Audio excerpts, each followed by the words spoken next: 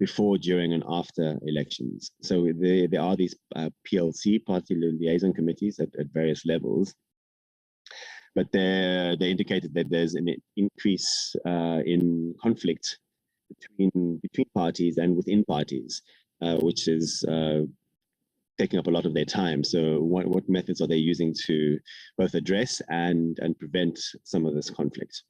So these are just the main issues that I extracted from the report. I don't know if you want to head it back to members, or yes, Acting Chair, I'll leave it over to you to guide the process further. Thank you very much, Adam. I'm just checking if the chair has. No, he hasn't. Okay. Can I then over to members if there's anyone who wants to provide any input instead of just calling out names? Perhaps it will be easier that way. Any questions of clarity, members, or any inputs?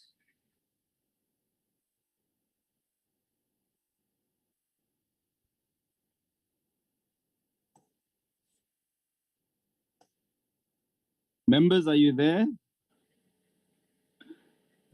Honorable Play, this is Honorable Kanyile. Thank you. Good morning to you and good morning to all the colleagues that are online. I think the presentation the presentation by the content advisor was pretty clear. I am covered, but I'm speaking only for myself. Other members can actually make comments. Thank you so much. Thank you very much, Honorable Kanyile. Acting Chairperson, yes. No, thank you very much, Honorable Pillay. I agree with Honorable Kanyile. Just to thank our content advisor for the summary, and I think we are okay for our meeting at 9. Thank you very much. Thank you very much. Honorable Ruiz, anything on your side?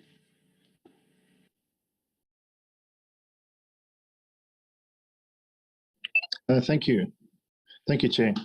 I think the one thing that just jumped out to me about the report and that was about the VMDs, and the fact that there doesn't really seem to have been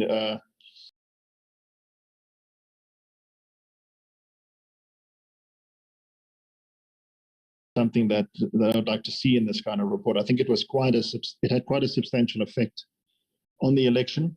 And it's something that we as a committee need to get an understanding of, is not only we understand that it happened and things were rushed, but what has been done to ameliorate that. And then secondly, the issue of the fact that the IEC was given legal advice to go ahead and plan, and it appears that they didn't do that. It appears that they paused, and then only when the Moseneke report came out and eventually the judgment was to go ahead, that they sprung into action, and that caused things like what we saw with the VMD, where people weren't trained, they weren't ready, and people that thought they were registered to vote couldn't vote. So these are two things that I think are quite important to get an understanding, because these kind of things can't just happen and then there's no remedial action report. How are we going to deal with that? How are we going to fix that for the future? Thank you, Chair. Thank you very much, Honorable Rose. Honorable Tito. Morning, Chairperson, and morning to my colleagues. Yes, Chair, I think that I'm also covered when Honorable Ross alluded on the issue of when the voters went to vote on the day of the voting, and then they find out that they were not registered. I think that that one Honorable Ross covered me, but so far, Chair, I'm covered with everything. Thank you. Thank you very much. Honorable Romulo Ben.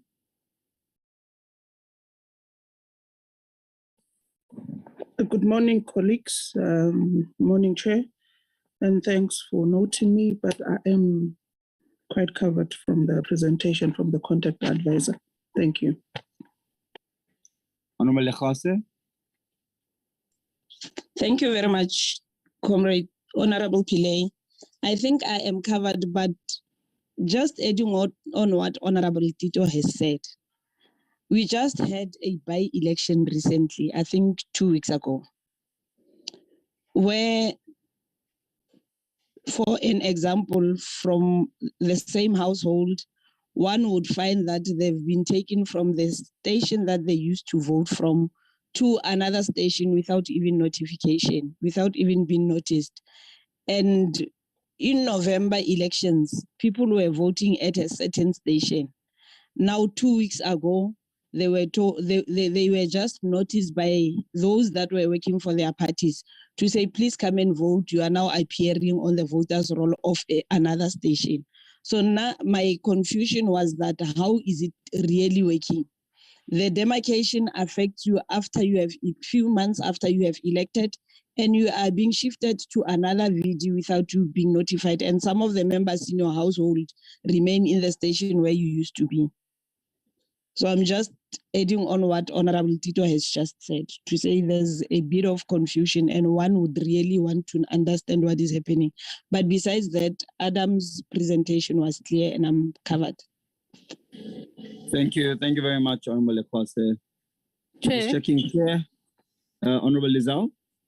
Yes, in fact, I just wanted to add to what Honorable Ruiz, Tito, and the other colleagues have said.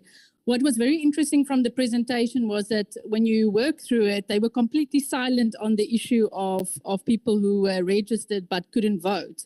And one would have expected them to largely focus on that, because I would have assumed that that was probably the biggest criticism that they got after this election, and what actually caused them some credibility and brand damage was the outcry of people saying we went to go and register and we couldn't vote. And so when I worked through the presentation, there was no mention of that. And so I just wanted to share the concern of the colleagues, because I think all political parties had numerous complaints, but yet in this presentation, it's not touched on. But we will deal with that when we get to meet with them. Thank you. Sure. Thank you. Thank you, Honorable Lizal. And I agree that there are some matters that we've also raised after, I think just after the election, that may not have found itself in this report, and we can be able to raise that. One of the other things that stands out for me is the special votes. I think we had quite a challenge with special votes. We also had challenges with material and those kind of things arriving late. So I think those are some of the challenges that we can be able to raise. But I'm just checking, Chairperson has not yet arrived. Eddie, you want to then guide us, because the chair has not arrived, and I think we are done. Members could at least be able to have a cup of coffee or tea before we start. Acting Chair, if I can just quickly add, it's Adam here again. Sure, Adam, go ahead. Yes, just the other question was Honorable Kanyile also asked that we look further into the candidates represented today on the decision on the IEC commissioner, just to indicate that without going too much into policy or political decisions, there's not much that I can really add other than what's available online. We did go through the interviews, online interviews, and the CVs, and yeah, I would be remiss to make any further recommendations other than what is fully available. Only to say there was only one issue raised by about one candidate, and it related to a minor issue in the Equality Court, which didn't cause much issues. Other than that, there's no serious objections we can raise to any of the candidates. Adam, if you just clarify, what was Honorable Kanyile requesting? She just indicated that there was only one mention in the summary of the CVs of one complaint against one candidate, but this related to an issue in the Equality Court where the particular expression was used, Afrikaans expression, which one subordinate took offense to, but it was all resolved, and there was no major implication for the candidate. It was Mr. Lambini, I think. But other than that, there's nothing to seriously to discredit any of the candidates, other than sure. the final candidates being indicated as not the most preferable. There's no other necessary distinction between the candidates. I've acknowledged and I noticed Honorable Roos and Honorable Kanile, but let me just come in. And that will mean, Adam, that if there was just one that was mentioned, it means that the others had nothing. And that's the reason why it was not mentioned. Would that be correct? Well, just to indicate that over and above what is indicated in the verbal and the oral interviews, we also don't have access to more information than what is publicly available.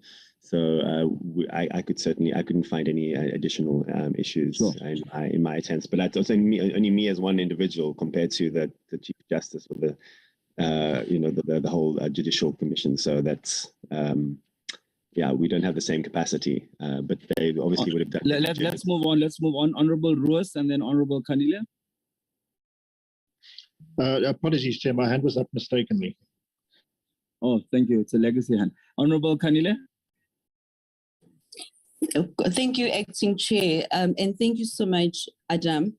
I think I was also covered. What I did, I also took some time to go and check the interviews on the YouTube. So because I had a lot of questions earlier on. Then when it was mentioned that the interviews are available on YouTube, I did go and watch the interviews. But I also wish to express my appreciation to Adam for getting back to me. But that matter has been clarified, Acting Chair. Thank you very much. Thank you very much, Honorable Kanile. Members, can we then move off from this, and we will then meet at 9 with the chairperson hopefully reached a point where he could get connection. Yeah, thank you.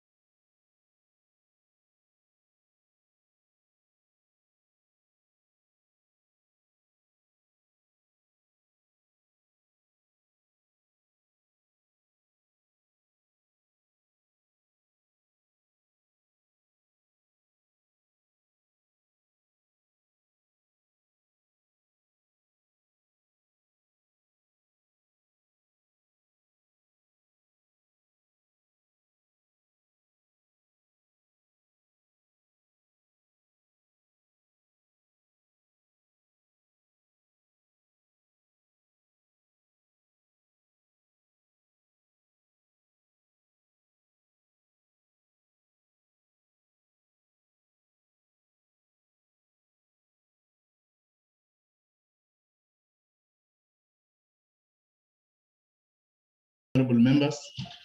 Good morning. The IEC led by Deputy Commissioner Love, all commissioners present.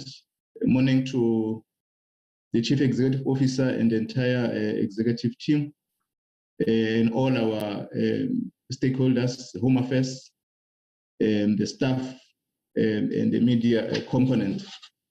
We are today convening to reflect on the issues which we have interacted with the IEC in our previous meetings.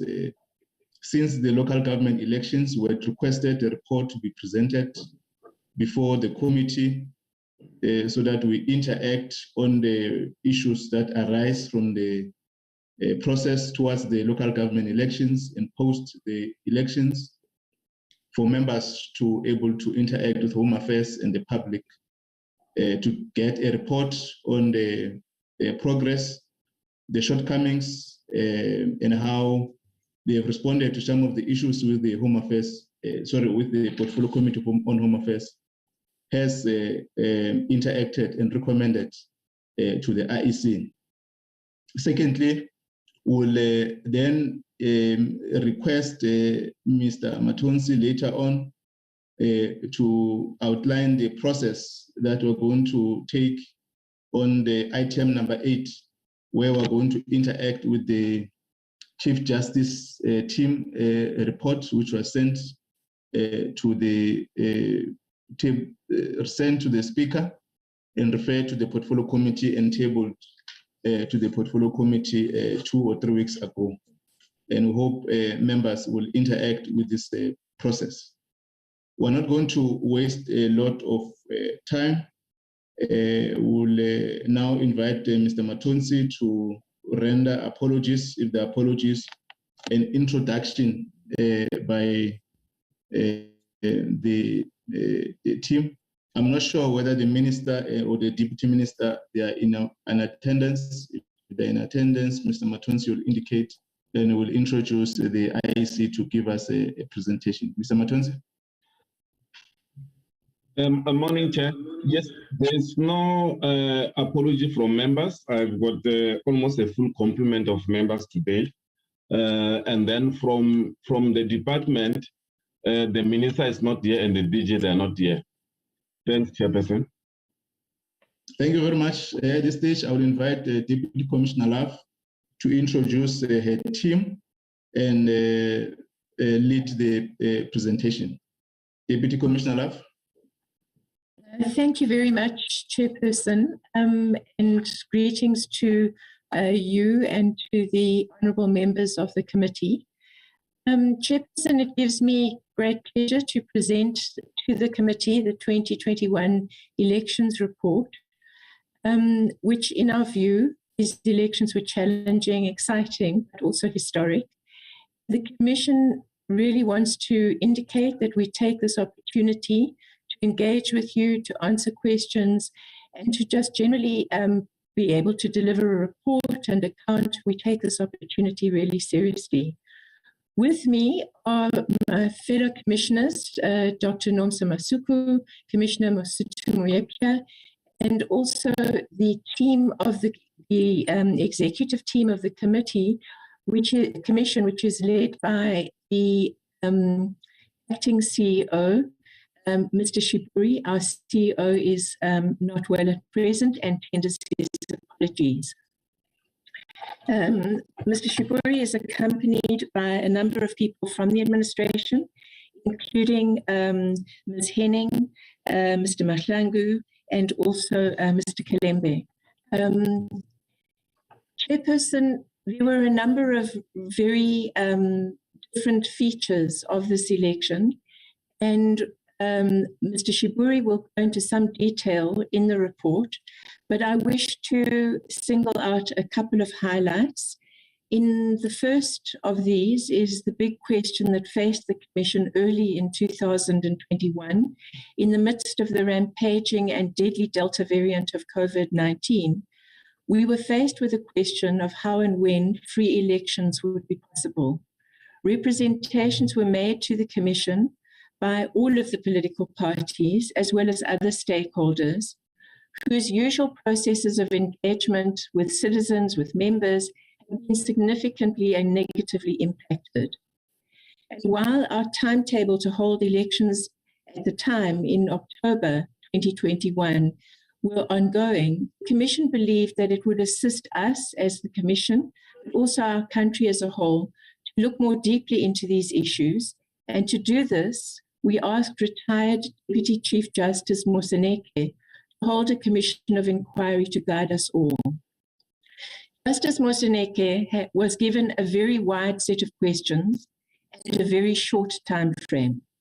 The Commission will remain ever grateful to him for the manner in which he responded to our call and the guidance that his report provided, not just to us, but to our country as a whole. In particular, the process and the subsequent engagement at the Constitutional Court, we believe, has elaborated issues that will provide us for a long time to come with a much clearer view of what freeness and fairness of elections needs to take into account, and also gave sufficient recognition to the important role that political parties and civil society in general do play and must play in mobilizing for the participation in elections.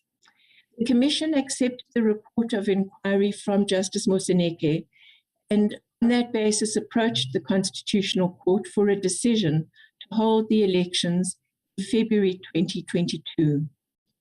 The court declined. And in addition to declining this application, the Constitutional Court decided to reopen voter registration, thereby rendering our election timetable for October no longer applicable and resulting in a new timetable needing to be put in place. It was a timetable of only 42 days, and it enabled us to hold the elections as directed on the 1st of November. We held a registration weekend and elections in 223 municipalities in the shortest period in the history of South Africa. The ability to achieve free and fair elections under these conditions within such a shortened timetable reflects well on the general state of readiness within the Commission and the dedication of staff at the Commission. We wish to pay tribute to the Chief Electoral Officer and his entire team for the work that they did, for the dedication that they showed, and for the consistency of all of their performance. We also wish to thank 12 million voters who cast their votes at 23,148 voting stations. Another major highlight for us is that not only were the 221 LGE elections historic for the purposes of the very pressurized situation that they put our entire country under, but they were also the most innovative. The investment that South Africa has made in the voter management devices has already paid off handsomely, and we believe that it will do a lot more going forward. Mr. Shibori will outline much more about the key innovations that were used in these elections and this issue in general. We had a major challenge emerging out of the LGE 2021. That was in particular low voter turnout. This is something that the Commission has been looking at its own position and role that it must play as part of a national effort. It hopes that all other players, including the political parties and other members of civil society and government in general, will look so that we can grow and deepen our democracy by enabling a much more significant component of our population, all of those who are eligible to register and to exercise their hard-won right to vote. As the Commission, we wish to express our gratitude also to a number of ministers and departments that played a really significant role in enabling us to have these elections in the manner in which they were conducted. In particular, the Department and the Minister of cooperative governance and traditional affairs, of home affairs, of police, of finance, of basic education, and their departments and their teams. Time and time again, we are reminded of how far we have come as a country and of how our relatively young electoral democracy continues to grow, challenges notwithstanding. The successful, free and fair elections that were held on the 1st of November 2021 were one such occasion. I'd like now to hand over, with your permission, Chairperson, to our Deputy CEO, Mr. Shipuri, for the detailed input from the administration. If I may, thank you, Chair. Thank you very much, Deputy Commissioner Love. Deputy CEO Shiburi. Thank you. Good morning, Chair. Good morning, members of the Portfolio Committee, members of the Commission, colleagues. The presentation, thanks. The presentation outline deals with a number of things. It demonstrates that a number of factors must coalesce for a proper election to be held. I will not repeat the things that Commissioner Love has traversed, and this includes the current slide on inquiry into free and fair election. I will skip this one and deal with my presentation from this slide. And again, here, the Vice Chair has dealt with the issues. I just want to underscore the following, and that is, when the court set aside the proclamation by the minister, it reopened the voters' roll. The Commission had an option to either organize a general voter registration weekend or to undertake continuous registration at its offices. The Commission took the difficult choice of organizing a general voter registration within 10 days. They did this in order to vindicate the constitutional promise that ours is a common voters' roll and that franchise is universal. I say this to underscore the following. If you open 23,000 voting stations, you equalize equity of opportunity for all persons who want to enroll on the voters' roll. Because if the Commission had not done that, it would have meant that only persons who could access our network of voting of offices, or those persons who could register themselves using online mechanisms, could have been able to register as voters for the election. And what would that have done? It would have offended the promise of a common voters' roll. It would have made a franchise a qualified franchise and therefore not universal. So that choice is very important to understand, that the Commission did that not because it had the time, but because it thought that it needed to vindicate the constitutional promise, especially found in the founding provisions of the Constitution.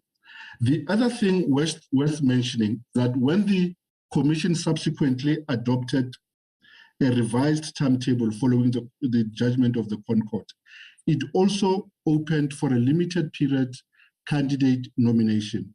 Why was that necessary? It was necessary because the court had ordered that the voters' roll must be unsealed. In other words, you had persons who were not registered, who were now registered with the new timetable.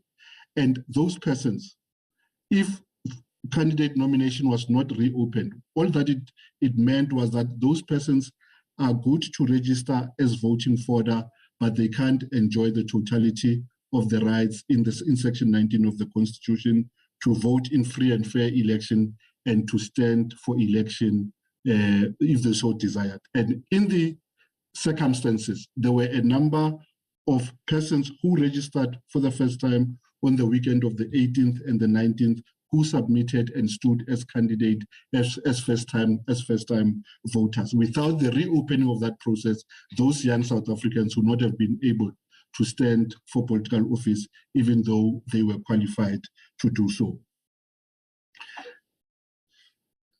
The Vice Chairperson has dealt with the shortened timetable and the implications that it had. I won't deal with this in detail, except to say the following. that following the order of the court, we had 42 days to run an election. And that upset a number of activities that must happen in a sequential order. The scheme of the timetable is sequenced in that you first have a voter registration period, you have a period of objections to the voters' roll, you have a period within which the commission must consider those objections and make a decision, you have a period of certification of the voters' roll, you have a period for applications of special vote. But because we do not have the luxury of time, we almost had to do some of those activities in tandem, and those created difficulties in the administration of elections. Additionally, you cannot start printing the ballot papers until such time that we have concluded candidate nomination. The 42-day timetable, these elections were only possible in 42 days because, one, the commission had not ceased with its preparation when it launched its application to court. But more importantly, it's because the commission was able to preserve some of the activities that it had undertaken in terms of the first proclamation of the 4th of August by the minister. So some of the activities that happened in terms of that timetable were preserved and carried over into the new timetable. If that was not done, there was no way that we would have had an election on the 1st of November, even after the court had ordered us to do so. We now move to key highlights or key statistics of the elections, and this summarizes a number of issues related to these elections. The first one to be made is that we had 26.2 million South Africans who were registered and thus eligible to contest or vote in this election. Well-entrenched phenomenon, there being more females on the voters' roll than males, is well-entrenched and it persists. So 55% of the registered population are female, only 45% are male.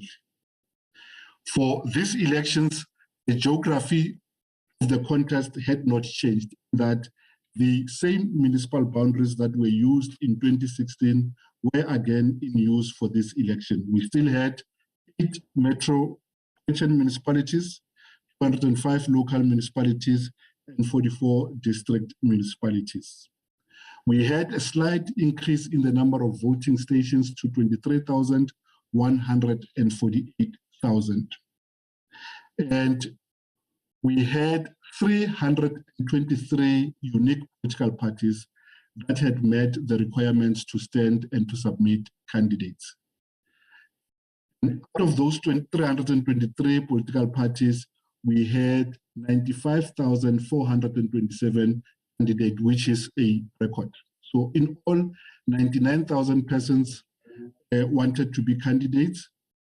After the close of candidate nomination, we confirmed 95,427 the person who had met the requirements to contest, and therefore their names could have been on the permutations of ballot papers in use for these elections. So this is, in broad terms, the key statistics of these elections.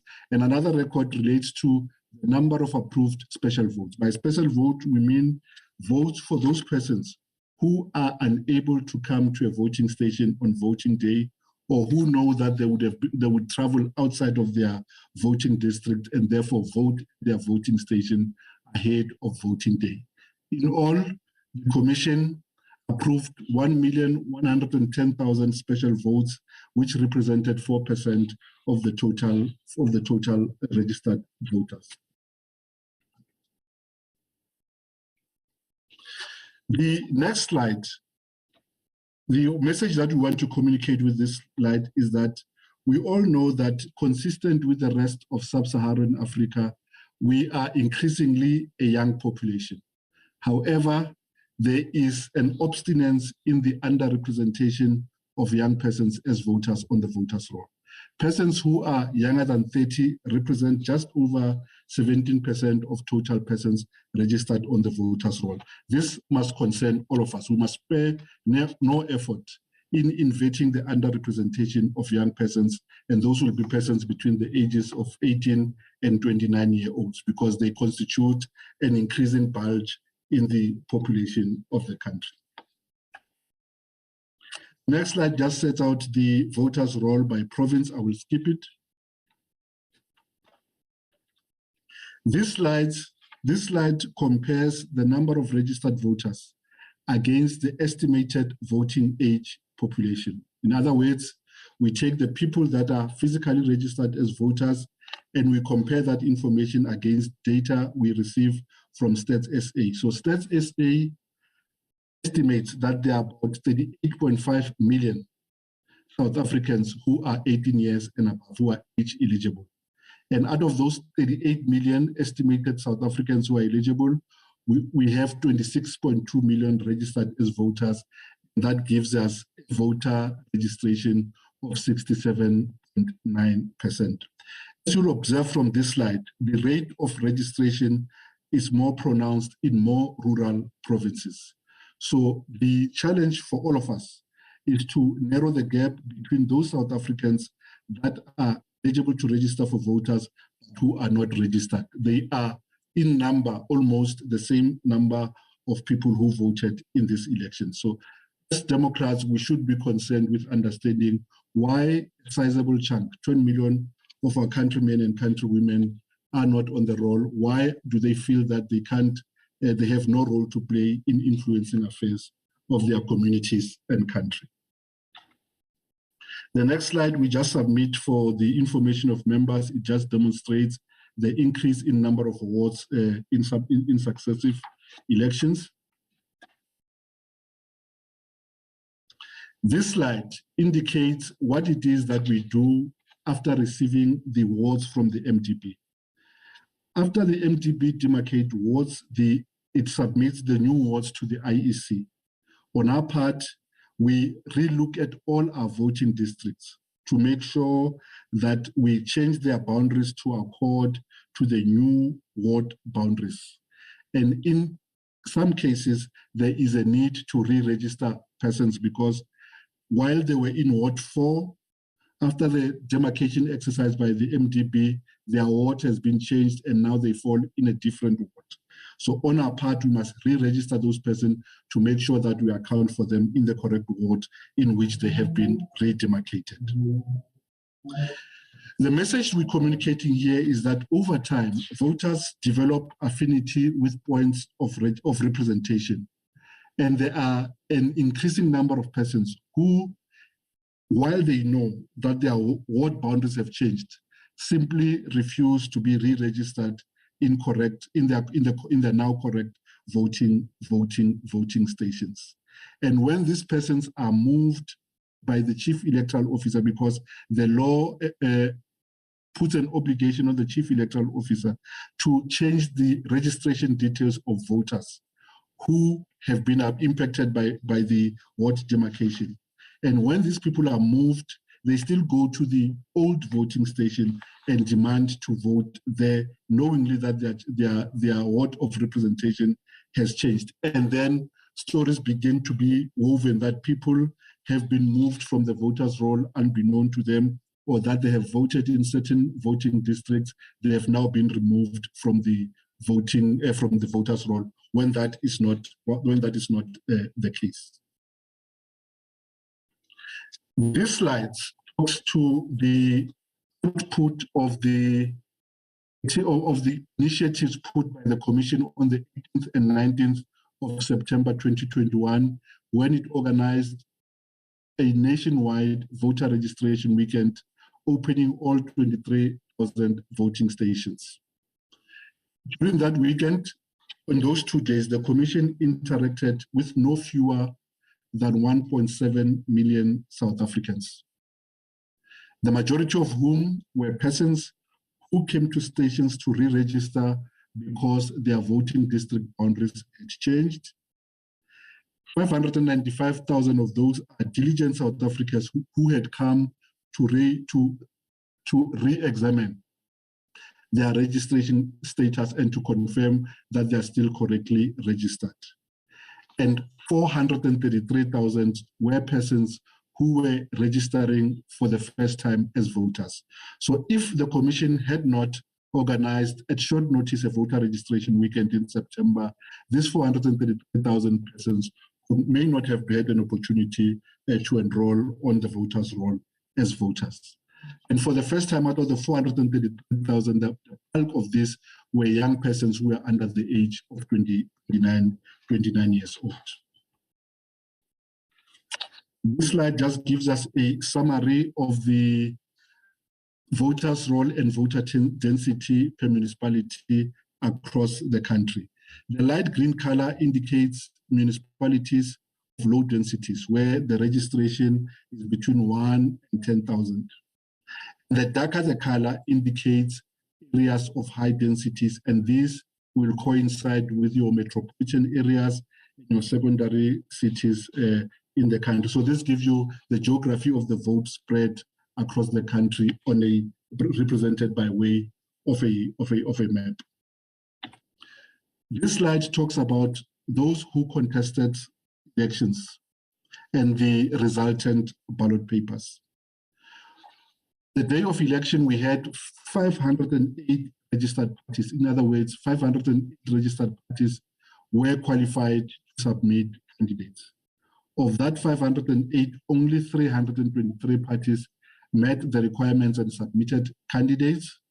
And out of the 323,000 parties that contested the elections, only 167 parties met the threshold for representation and got a seat in any of the municipalities across the country. Added to that were 1,700 independent candidates.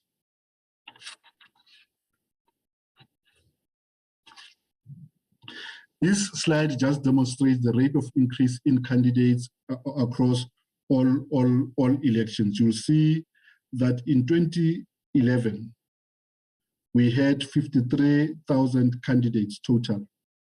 This number has almost doubled in 2021 in a matter of 10 years to 95,440 candidates.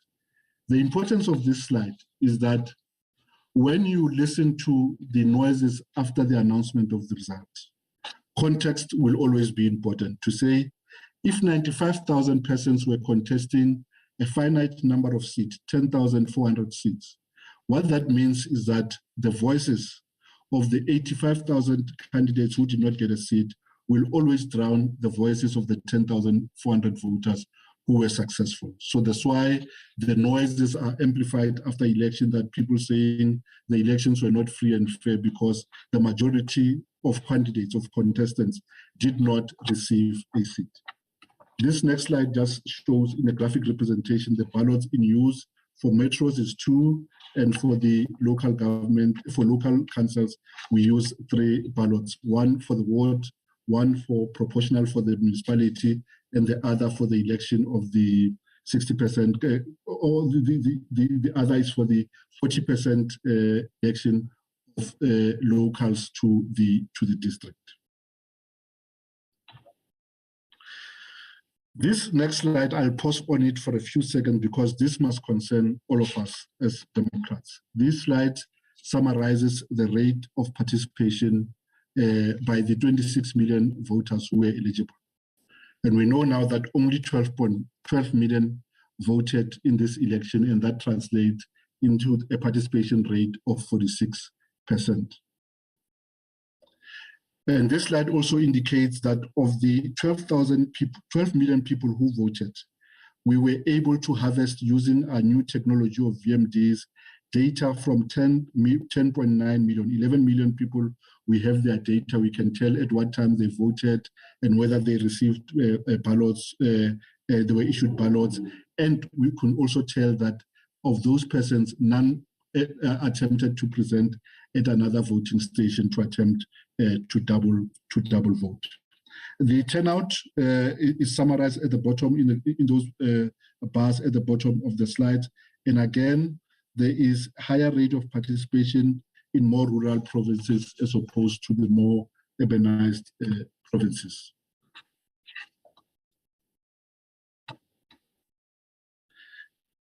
This slide speaks to the input I made earlier on about us being an increasingly young population and that the future of democracy rests among young persons.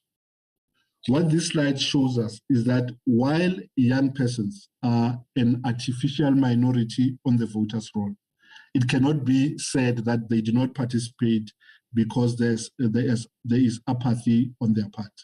Because successive elections and successive research output confirms that once registered, young voters are more likely to vote than any age cohort. On this slide, you'll see that the persons who were 18 and 19 on voting day, while they are a minority of 1% on the voters' roll, but 71% of them went out and voted on voting day, which is higher than any age cohort, which means for all of us, we should continue to expend resources in this age band to increase the opportunities for these young persons to register, because once they are registered, they are more likely to participate than any age cohort. This slide just states the obvious that there were more female voters who turned out to vote. Not only are they the majority on the voters' roll, but they also represent the majority of participants in election.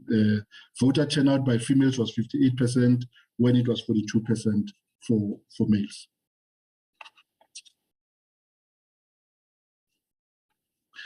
This slide should interest those who run party campaigns. And it came out as a surprise to us also in the Electoral Commission, because it backs a well-entrenched trend that come 11 o'clock on election day in the morning, election is either lost or won, because the majority of voters would have voted by 11 o'clock. If you look at the graph at the bottom, it relates to rate of participation in 2019 national election, which shows that by between 7 and 9 o'clock in the morning, at the opening of voting, the majority of South Africans voted at that time. And from then onwards, from about 9 o'clock, the rate of participation is down and it plateaus until the station closes. So there's a rush in the morning, and about 11 o'clock, that rush peaks down to a streaming, almost equal flow, which is on a decline trajectory throughout the day. However, the graph on the bottom shows something new for 2021, that while between the bulk of the people voted between 7 and 9, there was not as much a bulge as in previous election, because the rate of participation remained almost constant throughout the day until the voting stations closed at 7 in the morning.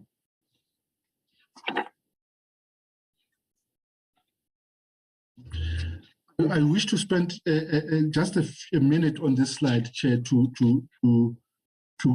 reiterate the obvious. One is that once stations close after the vote, counting commences at all stations in the presence of party agents and observers where there are some, and that under no circumstances are ballots transported and counted from a voting station to another locality. Again, that result slips are completed in the presence of party agents and observers, and party agents can affix their signatures on those result slips. They can also take images of those result slips. Why do we do that? To obviate accusations that results that left the stations are not the result that have been captured on the result system. We also, in keeping with the tradition, retained 10 result operation centers, one each for the 9 provinces and one for national office. And also we had a capturing facility at all of our municipalities where the results were captured. And in all of those localities, political parties had access into the results collation process.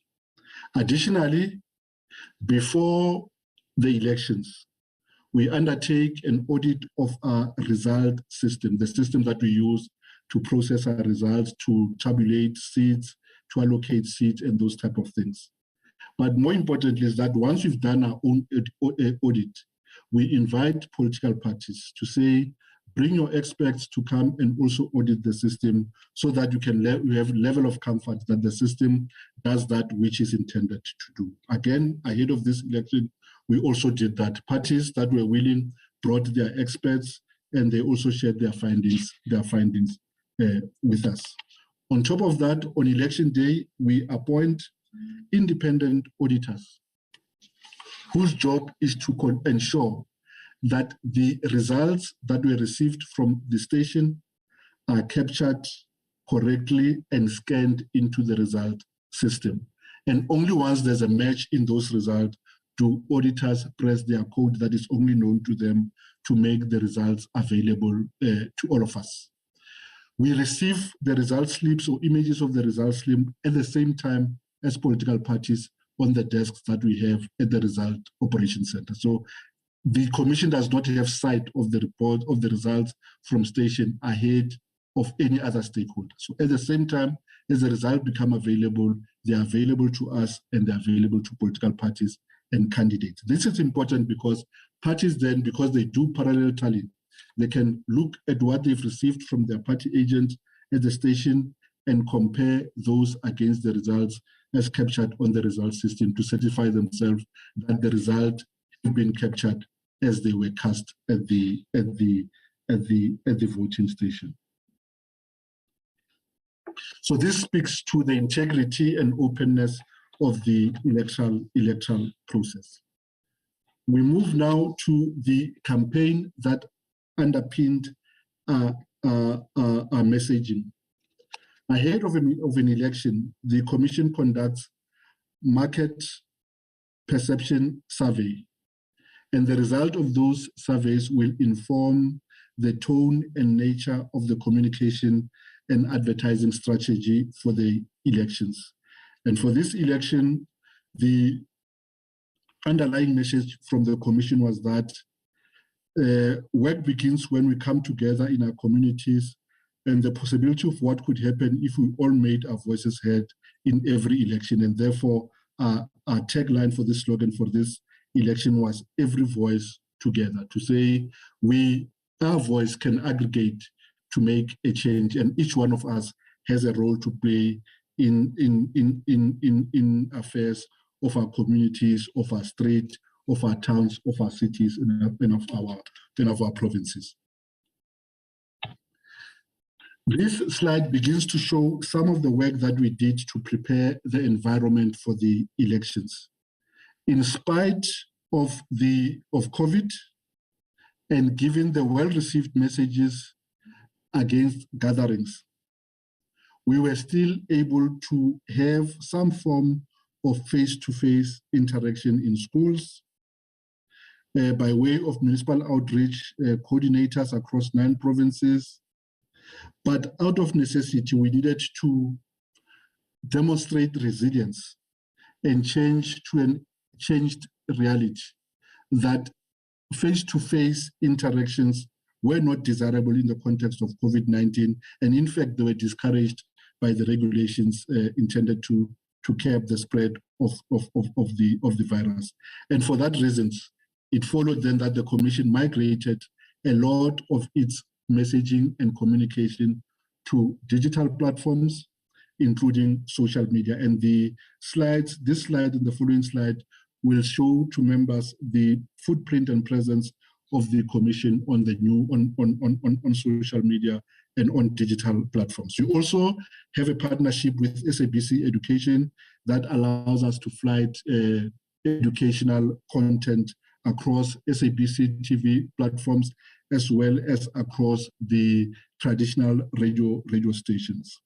Even with COVID, we still persisted with face-to-face interaction with some of the key stakeholders, be they the agricultural sector, the trade unions, and business community, as well as faith-based organization, so that we could call out the vote, even in a context of of COVID.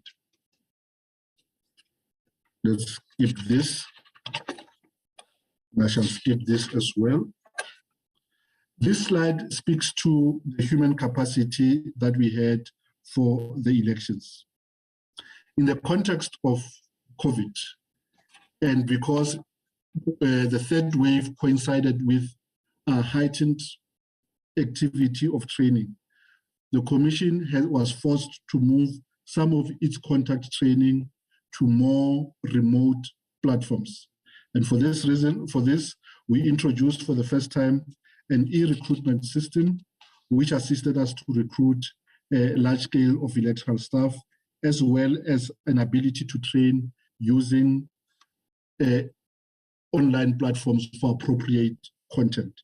This did not replace the traditional methods because we accept that social milieu in the country are not the same. So it was a hybrid system of both online recruitment as well as physical recruitment. This bar on the right gives you the breakdown of persons that we used as electoral staff. The people who were unemployed were 167,000 of people that we used as electoral staff, which means there was a significant decrease in the number of persons that were employed. And by so doing, we contribute to making opportunities available to those persons who would otherwise not have had opportunities. There is always criticism that the Electoral Commission prefers teachers as electoral staff over and above all other sectors of society. You'll notice here that people who are teachers only represent 4% of the total people who work as electoral staff. And there is a rationale to this. The majority of our voting stations are schools. So in order to facilitate access to those schools and to give the principal and management of those schools peace of mind that the facilities of the schools will be well looked after, it makes sense that you must have someone who is from that school among your staff for purposes of keys and access, safe storage of resources, and also for access to other facilities and amenities that the school provides. The age part gives you the breakdown by age of people that we used as electoral staff. The message we want to leave with political parties here is that while there is a need for the Commission to respond to difficulties in the country as it relates to youth unemployment and those type of things, we must also balance those against the rigors and the maturity required to manage a voting station. Where we have moved with speed to replace people who are employed and replace them with persons who are unemployed in the role of managing the stations, there is indication that showed in the quality of management at that station. Because if a person has no supervisory skills, they will not supervise the staff at the voting station, but they can also not withstand the pressure that party agents place on staff at voting station. While we are open to contributing to youth unemployment and also those other country imperatives, we must balance this against the requirement of a sufficiently matured person with a history or a background in administration or supervision, so that we strike a good balance of proper management of those stations while we contribute to all other country imperatives. This slide summarizes the training method. I won't go into it. Members of the committee will have the information at their leisure. The next slide, as I move towards conclusion, Chair, speaks to the key innovations ahead of the 2021 municipal elections. We introduced the VMD, and this was dealt with by Commissioner Love. And let me just spend a minute to deal with the difficulties that we experienced with the rollout of the VMD. The VMD was first put out on tender 4 years back. 2 tenders failed because in the first tender, the yield was that we could not, as an institute, afford to purchase those things. So we canceled that tender with the approval of National Treasury. The second tender failed on technical grounds. And again, Treasury said it is not salvageable. We must cancel and run a new tender, which means then the lead time of procuring these devices was eaten out by the two failed tender processes. The third tender was run in the context of COVID and disrupted global logistics. And we received delivery only in about mid-2021, a few weeks before the registration weekend. What that meant is that we did not have sufficient time to test the devices in field. All that we could do was to simulate how the devices will operate, and we built the infrastructure to support those devices. We tested them for the first time in real life on the registration weekend, and we know that there were challenges on the first day. Which challenges we were able to isolate and improve, as demonstrated by an improved performance of the VMDs on voting day. There is no issue with the VMD. They do that which they expect to do. The issue with it was the environment. Was the VMD a good purchase? Indeed, it is a good purchase. It is a fit for purpose tool for our purposes, because it helps us to register voters. And in the context of a shortened timetable, we had voter registration on 18th and 19th of September. And because of the VMD, we were able to produce a voters roll on Monday following the registration, which was a few hours after voter registration. Hitherto, that has never been a possibility, because we had manual processes that were manual driven and manually laden. The VMD, as I indicated in previous slides, recorded 11 million of the 12 million people who voted and updated their details in real time. To do what? To enable us to know who has voted at what time and at what station, so that if that person attempts to have their ID scanned again at another station, or even at that station, the VMD would have updated that database, and it would indicate that that person has already voted in the election. We use the VMD to track ballots. At any given point, we can tell the rate of consumption of ballot papers at the voting station. Moving key innovations, again, we've revamped our public website. We developed a public reporting app for disinformation on social media. And this is key, because in a context of election, there are those, instead of campaigning positively, resort to negative campaigning. So this app allows us to track misinformation and disinformation, and it enables us to work with the platforms to ask for takedown of content if it is established that that content is disinformation intended to impact the elections. I've already spoken about the introductions in training of staff. Point 6, we have introduced an online candidate nomination. This helped us. We have also introduced an online voter registration system for the first time, and that system recorded just under 600,000 voters. Moving to the challenges of 2021. Is that we know now that we had a truncated time frame for elections delivery in 42 days. The only thing that the Commission wishes to say here is that this can never, under any circumstances, be repeated without imperiling the democratic project, because an election in 42 days is not doable, because the law requires you to do certain things in a sequential manner before you can have a free and fair election.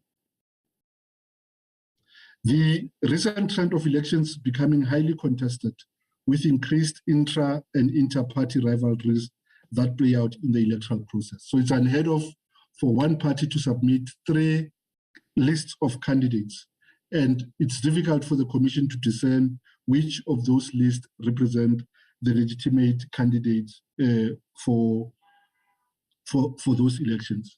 Worryingly is that in other parts of the country, there's now a phenomenon on the increase of candidate or councillor killings. That can't go on without it communicating to the mind of the voters that parties are only concerned about themselves. In other words, they are inward looking and they're not there to ameliorate the circumstances that the general public finds themselves in. The cutthroat nature of contestation increases the risk of contestants not accepting the result and not resorting to established electoral justice mechanism. What we want to say there is that for this election, we had a high increase in the number of objections that were material to the outcome of election. That in and of itself is not a negative thing because it shows that people have trust in the judicial ways of resolving disputes. The worry is if people now resort to other mechanisms and not the proper processes like electoral court and objection process to raise their issues. There's an increase in instances of digital disinformation and outright misinformation, which is intended to affect how the voters cast their ballot. Community protest, we all know you won't go into the details. The last point on this slide is issues around the continued decline in the rate of participation in elections. We have dipped beyond 50% participation in this election, and in 2016 we are at about 57-58% rate of participation. This must worry all of us because it speaks to the credibility and the legitimacy of the outcome. We accept that COVID may have played a part because in research undertaken in July, already a significant number of people had indicated that they will not be going out to vote owing to the COVID pandemic. But for political parties, this needs to be said. This election also coincided with sustained and unsubstantiated attacks on personalities or the Electoral Commission. And the position of the Commission has always been that where a party or candidate thinks that someone in the Commission or any of the commissioners had acted in a manner unbecoming of the position that they hold, there are avenues to deal with that, including the Electoral Court. For parties to go on an onslaught, on a sustained media campaign to besmirch the good standing of the Commission and expect that their supporters will on voting day trust the very same Commission that has been assailed over a period of time. It is not sustainable because people, if they don't trust the institution that runs election, will stay away. If you communicate that the Electoral Commission cannot be trusted because it is partisan and you do not sustain that thing, how do you expect your voters to go out on voting day to vote in an election administered by an institution that cannot be trusted? In conclusion, while contesting parties and the IEC may have perceptions and views on how the electoral event unfolded, the views of the voters themselves must always be accorded primacy.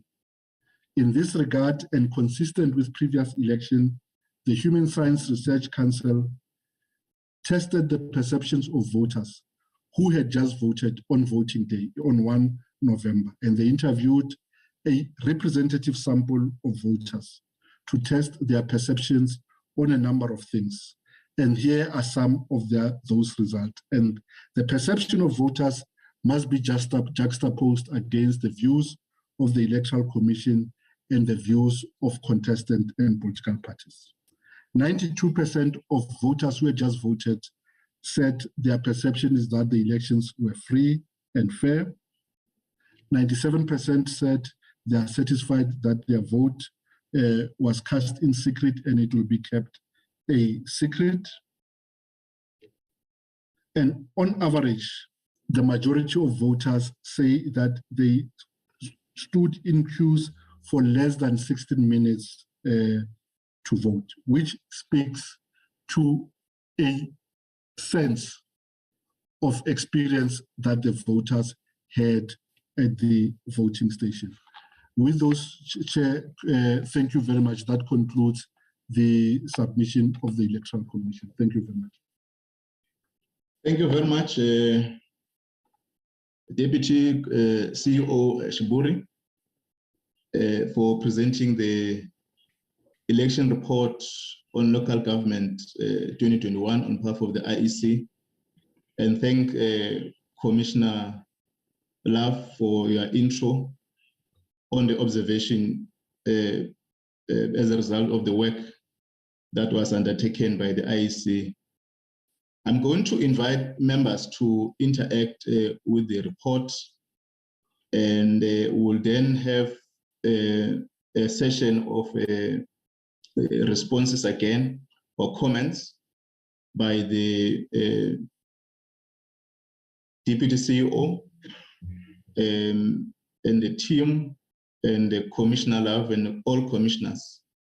Commissioner Love, you will assist on the issue areas on commissioners if they want to respond or contribute to their report, which you have just presented here with the Deputy CEO.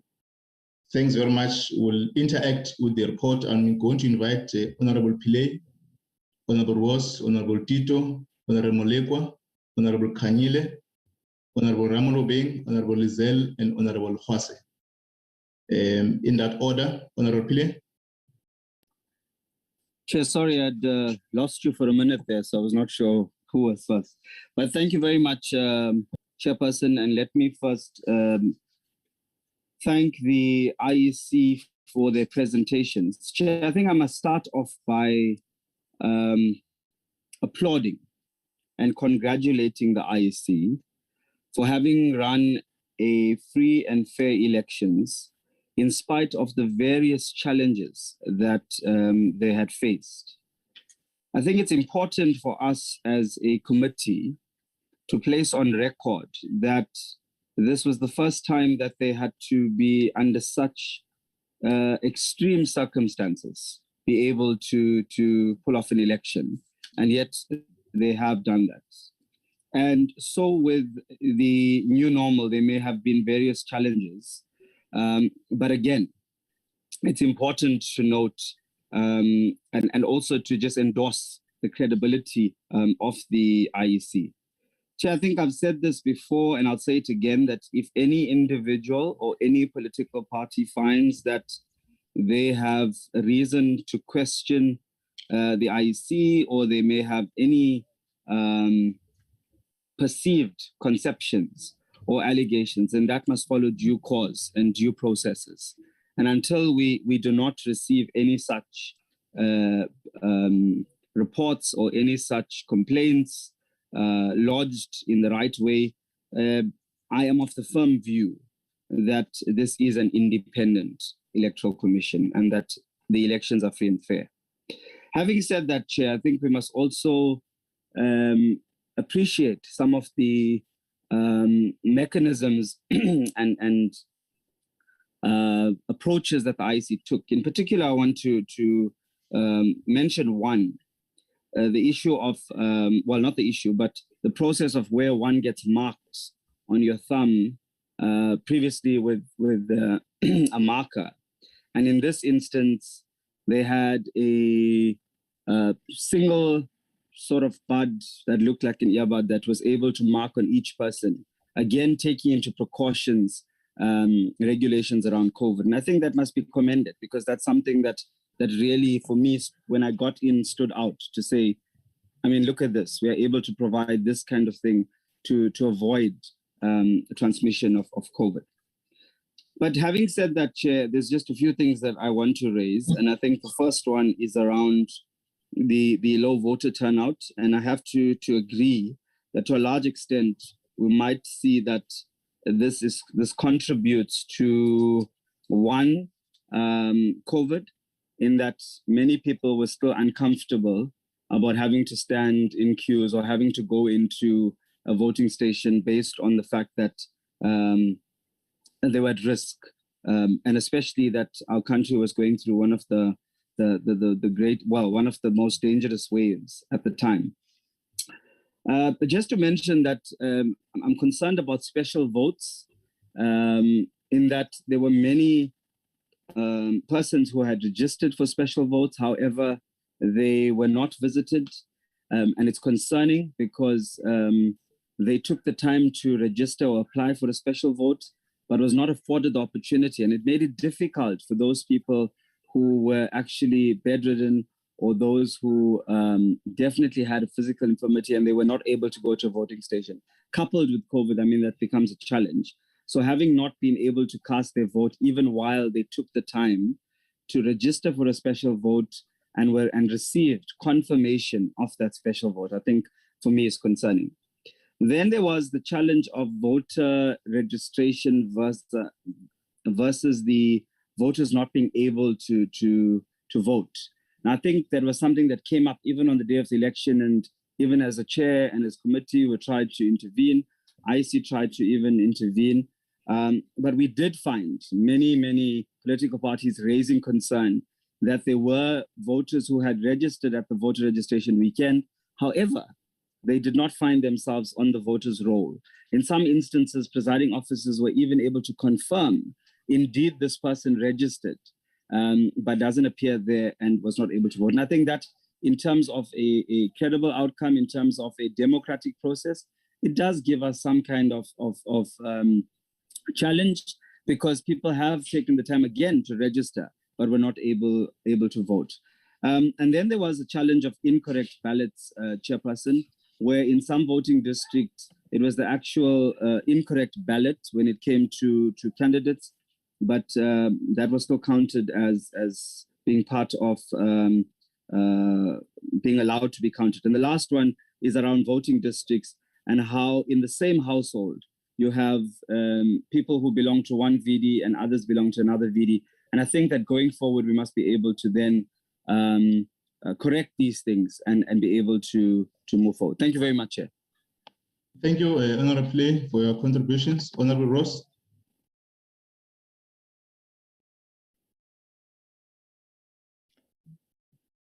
Thank you, Chair, and thank you to the presenters from the IEC. Chair, I'll focus on the VMD because in my experience, this caused the greatest havoc and robbed South Africans of their right to register and vote on this election day. I had one lady that was absolutely distraught, and she said that she'd voted in every single election since 1994, and she was devastated that she now couldn't vote because she had registered to change where she lives with the VMD, and on the day she was shocked to find that it hadn't reflected. Now, I'm amazed that the IEC doesn't even list it as one of their challenges and detail the failures and frustrations that were experienced with these systems in the run-up to the local government elections. And I'm also disturbed to hear, Chairperson, that the IEC is telling us that they tested it on registration day, that they first tested it then.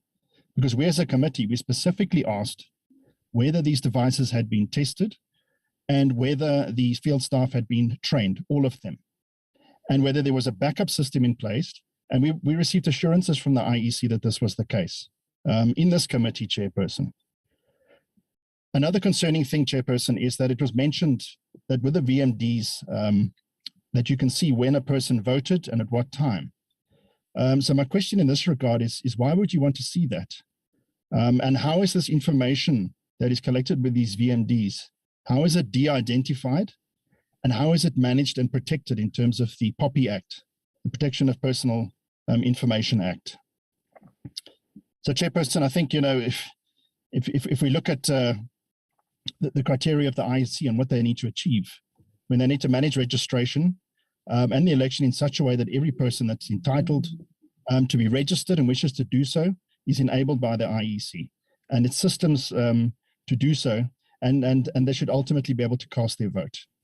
And so, the concern here is that, the IEC is able to tell us a lot about the number of persons that are registered, but it doesn't seem to be able to tell us or make an accurate assessment of the number of persons who wanted to register. So how many wanted to register online during the registration weekend?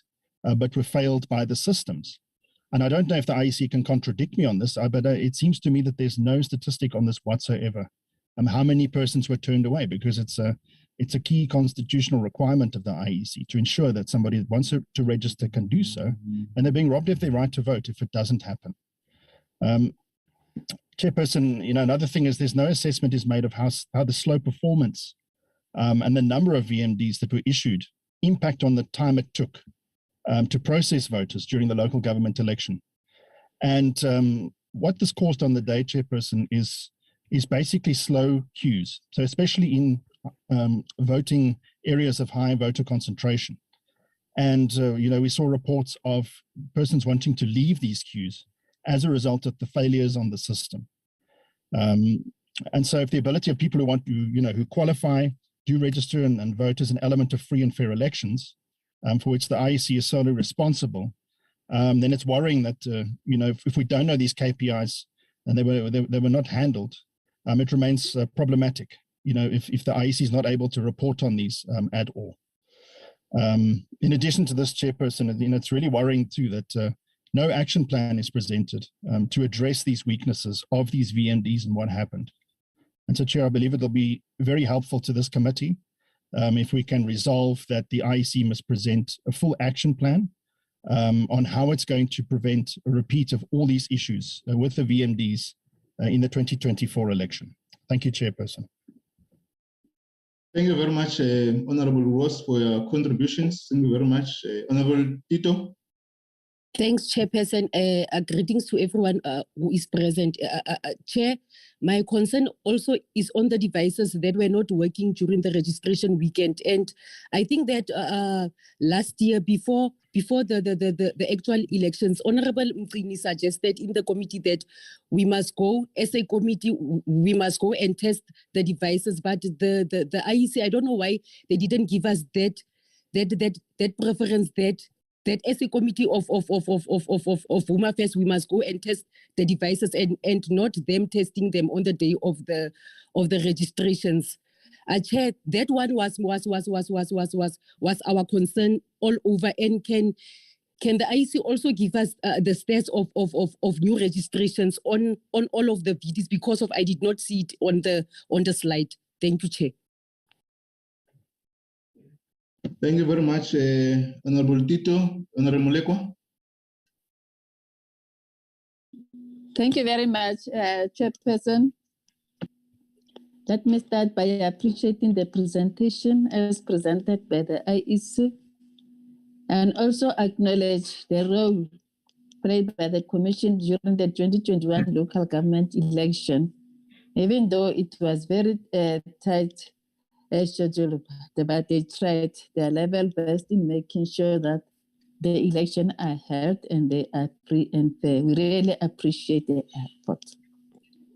Chairperson, I just want to check with the Commission that as we have experienced the low turnout during the 2021 local government election, maybe the Commission can be able to elaborate the challenges concerning this low turnout, and what are the future strategies that need to be done in making sure that we restore the confidence from voters in the future election. My second question, Chairperson, is I just want to check with the Commission that is a 3 days election period sufficient for the inspection, objection, and decision and everything concerning the voters' role. Maybe the IEC can also review the issue of 3 days to give the community enough time, and also the Commission have also enough time to look into the issue of objections and in the inspection of the voters' role. Thank you very much, Chairperson. Honorable Mulekwa for your contributions. Honorable Kanyile.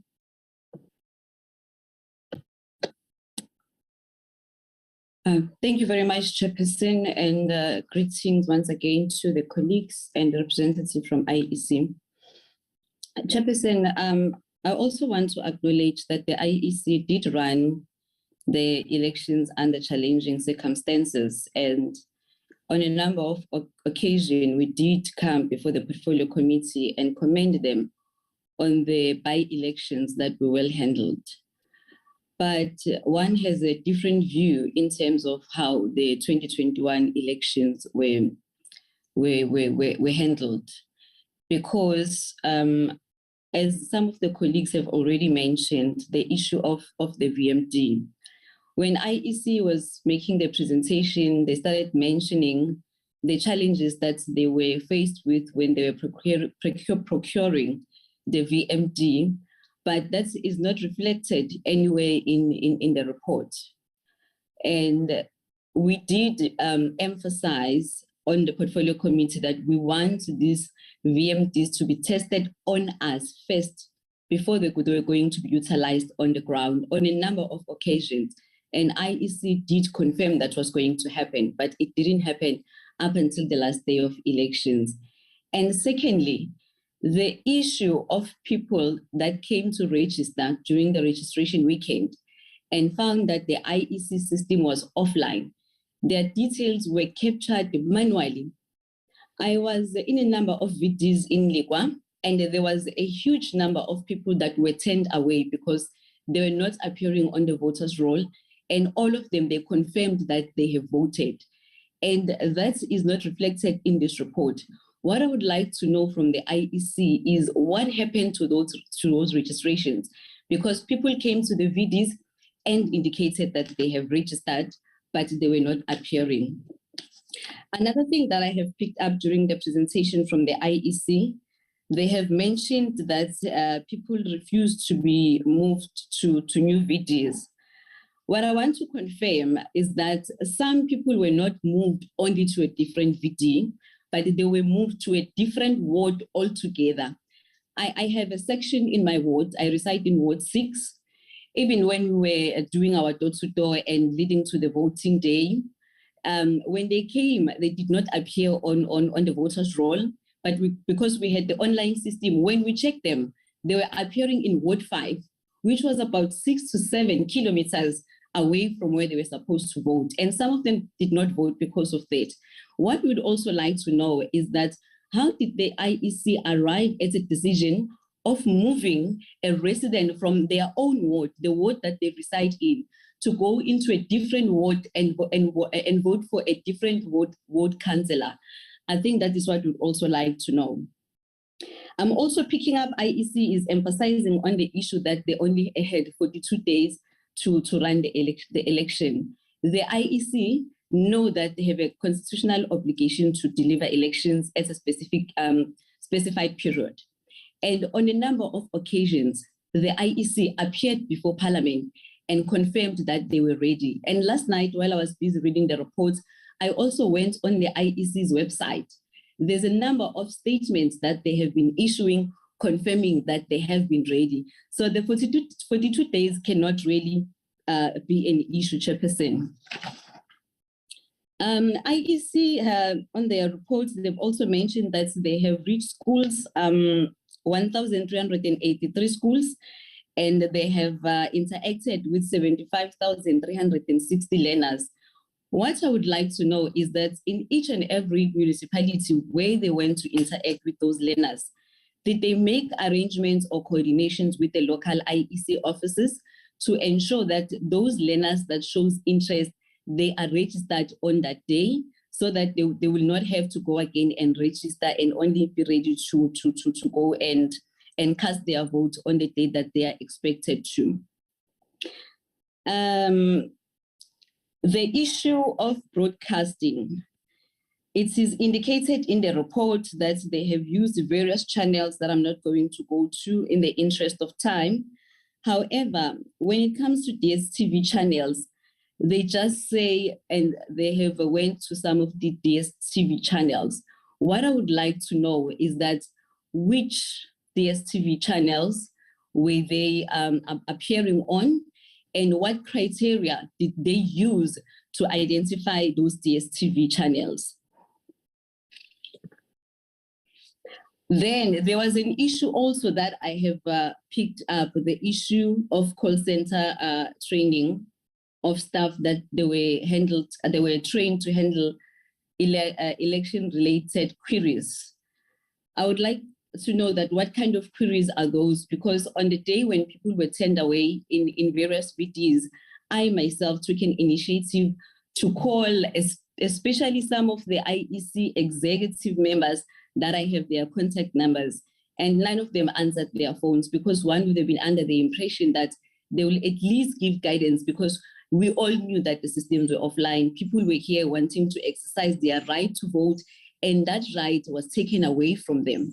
So we just want to know that what were other measures in place to ensure that issues that we experience on the ground, we are able to escalate them, and there's somebody that is actually available to be able to give us direction.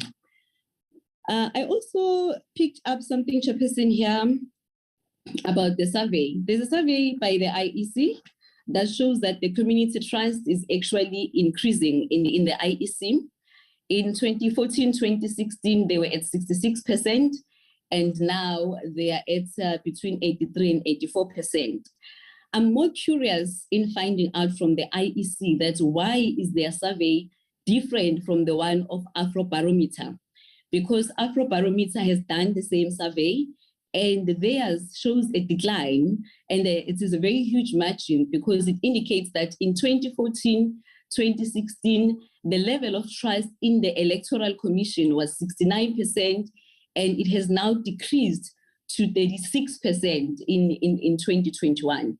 If we can just get clarity on that, I think we will very much appreciate. Lastly, there's another point that I have picked up on the litigation matters. It mentions that there were objections on Section 65, and there's a mention also on 6 cases that were finalized, and 2 were in the favor of the applicants. Though they did not go into details that who were the applicants, what I would like to know is that if the objection was about the counting process, when the Electoral Court makes a decision that favors the applicant, what do they do? Do they go back to those municipalities that raise the objections and recount and reallocate the seats, or they just let the matter go? Because obviously, when you get the court order, you will get it maybe even a year later after the elections have taken place. I think that is what I will like to know.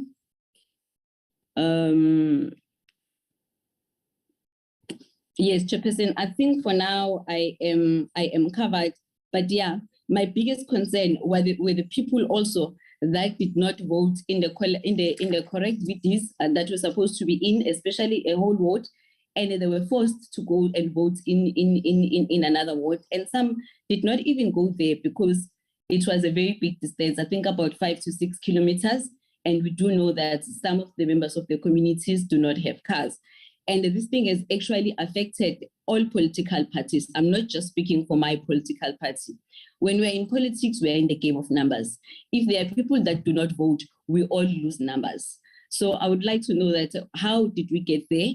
And those registrations that were taken manually, where did they disappear to? And going forward, what is the IEC plan to deal with these matters? Because we don't want to encounter the same problem in 2024. Thank you so much, Chairperson. Thank you very much, Honorable Kanyile, for your contributions. Honorable Ramuloben. Thanks, Chair. Chair, can I kindly ask not to show my face in terms of the video, if you permit? No, you're allowed. We're all struggling on the network. Proceed, Honorable Ramuloben. Good morning, colleagues, again, and welcome also the presentation from the IEC. Chair, I think Honorable Pillay and Honorable Kanyile would have touched on a number of issues or matters that I would want to raise with regards to IEC. I would also agree with Honorable Kanyile on the matter of the 42 days that IEC indicates that they had prior to the 76 days. I think also is just a mere excuse, because IEC knows that its main objective is to run elections. So therefore, you can't go out in media and appear in parliament and declare that you are ready for elections, wherein you come back later on and indicate that you are not. The issues of machines not working properly on elections day, and so forth and so on, they really costed us votes because people were not patient enough to wait for systems to reroute or operate again. Immediately when you can't, they can't be scanned. They then left, and there were no guarantees of some of them coming back, which it was another issue that we had on election day, Chair. I'm not sure whether it's Honorable Kanyile or it's Honorable Pillay that raised also the issue of people when they go to vote, they found that they are rerouted to other branches or they don't appear. How does the IEC manage to resolve this in going forward with permitting to that? Chair, I would want to know, do the IEC know what percentage of voters that were in fact affected by the split voting district changes managed to either re-register or what? And if they did manage to re-register, how many have done? And those that did not manage to re-register, try to vote, do they have that percentage or the numbers? And what conflict resolution mechanism are used to address the inter and intra-party conflict before, during, and after elections that they might encounter? What method do they use, Chair? But above all, Honorable Kanyile and Honorable Pillay would have touched on the number of issues that I wanted to raise on. Or lastly, Chair, is the issue of staff complement.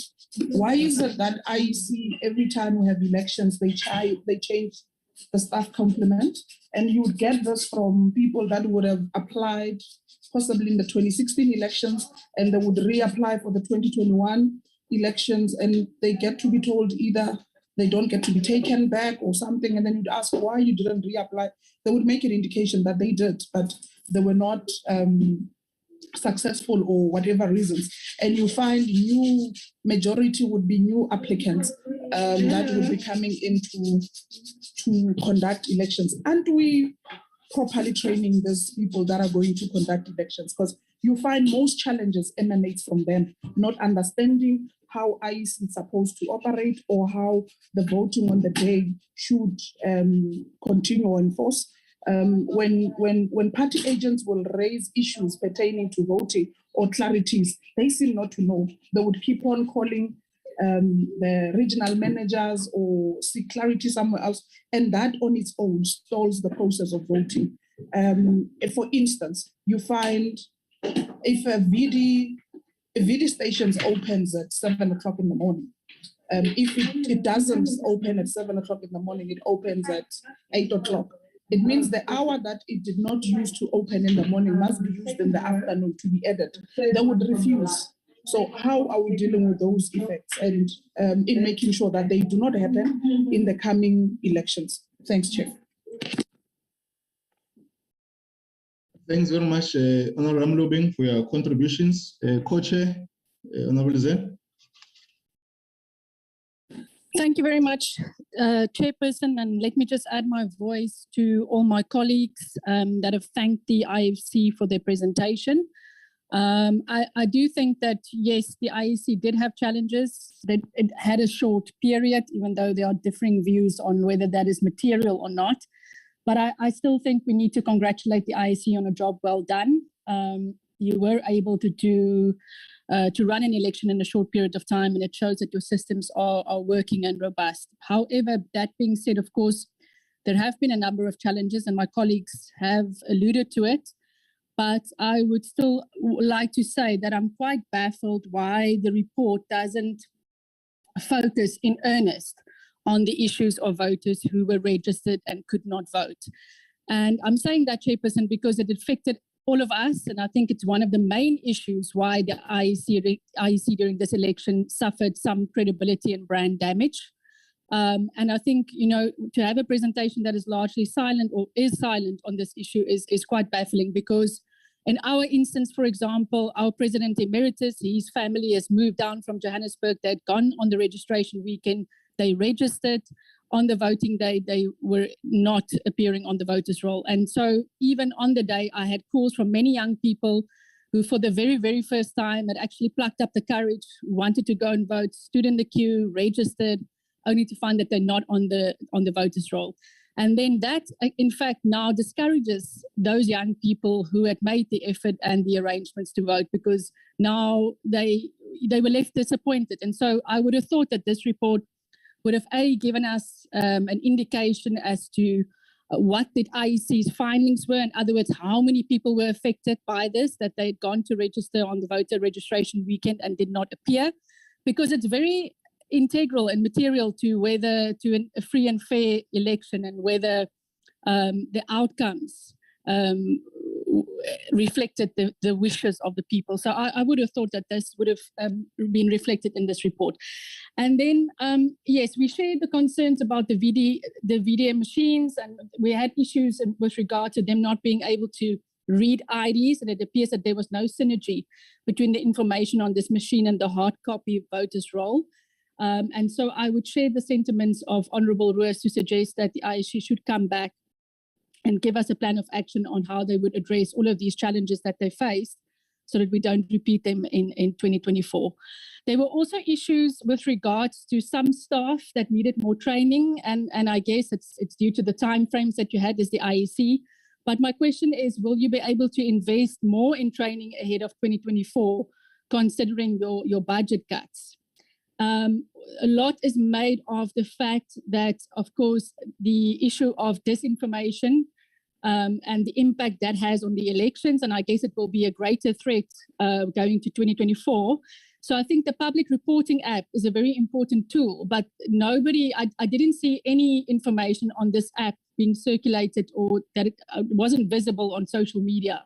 So I think I would like to make the suggestion that maybe in the next election or in the lead up to the next election, whether the IEC can train political parties on this app, so that we can obviously then also train our party agents and our rank and file, but that this public information app, or this app where you can report disinformation, must be very visible on the various social media platforms. Then with regards to social media, there's a lot of focus on social media, and I have said before to the IEC that I think you are doing well in this regard. But I wanted to inquire, I think the stats are saying that almost 96% of South Africans have got cell phones.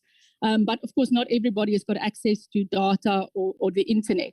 So I wanted to know whether the IEC has explored possibly doing short SMSs in the lead up to voting day to educate the public about the voting hours, where they need to go and vote. For example, it could say, "Dear Liesel, you are registered to vote here.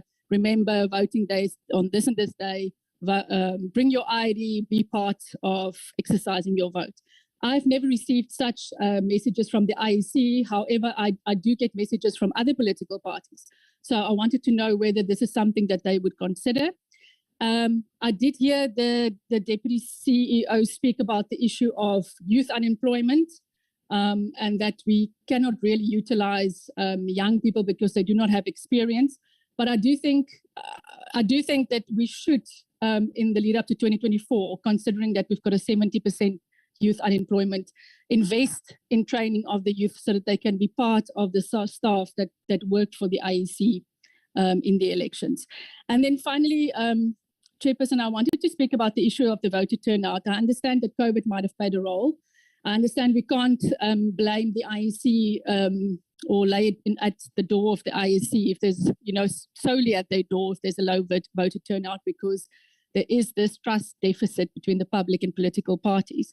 But I would like to know if the IEC, whether they've got data on voter percentage per age band. In other words, those who registered and those who actually voted per age band, for the purposes of targeted outreach. Then we speak about the crisis of the low youth participation. But when we met with the IEC last time, they indicated that the schools program is not something new, or the work that they're doing at universities are not new. So my question then is, do they find that these programs that they've rolled out are yielding results? And maybe also, what are some of the international best practice methods that have not been used as yet that we could possibly look at to promote and increase voter participation? And then finally, I find it very interesting that the Deputy CEO says that rural communities were more active in this election. And I find that interesting because these voters don't necessarily have got access to data or the internet, and they're not close to voting stations. So they might have to use their own money for transport in these disadvantaged communities. And yet those in the urban areas like Gauteng, there's a very low voter turnout. So my question then becomes, does the IEC believe that moving registration and voting online, do you think that that will be a way of solving the low voter turnout in Gauteng and other urban areas? Thank you, Chairperson. Yeah, so this, you're changing the... Yeah, I'm asking myself, but I hope the IEC knows that I'm asking them. Thank you. Thank you, Honorable Zell. Honorable Jose. Thank you very much, Chairperson. Let me once again greet all the colleagues on the platform and congratulate the IEC for delivering the free and fair local government elections. Chair, I do not want to repeat on many of the issues that has already been mentioned by my colleagues, but a question arises as these questions are asked to say, does the IEC have a plan on resolving all these other issues in preparation of the upcoming elections? Because, Chair, I would want to make an example with what has just happened around the 4th of May, whereby in November, a person voted at a certain VD, and then 3 months down the line, a person is moved from their ward to another ward for voting. So the question might arise to say, after the completion of the process of the demarcation, how long does it take for information to get to the IEC and for the IEC to start transferring voters from one VD to the other and informing a person that is voting to say you have been, or sending an SMS to say you no longer in this VD, but in that VD, of which a lot happened on the 4th of May, when we had by-elections and the issue of transfer of voters from one VD to the other has very bad results, one can say, and it affected all parties that participated in those by-elections. But also, Chair, I want to check also with the IEC.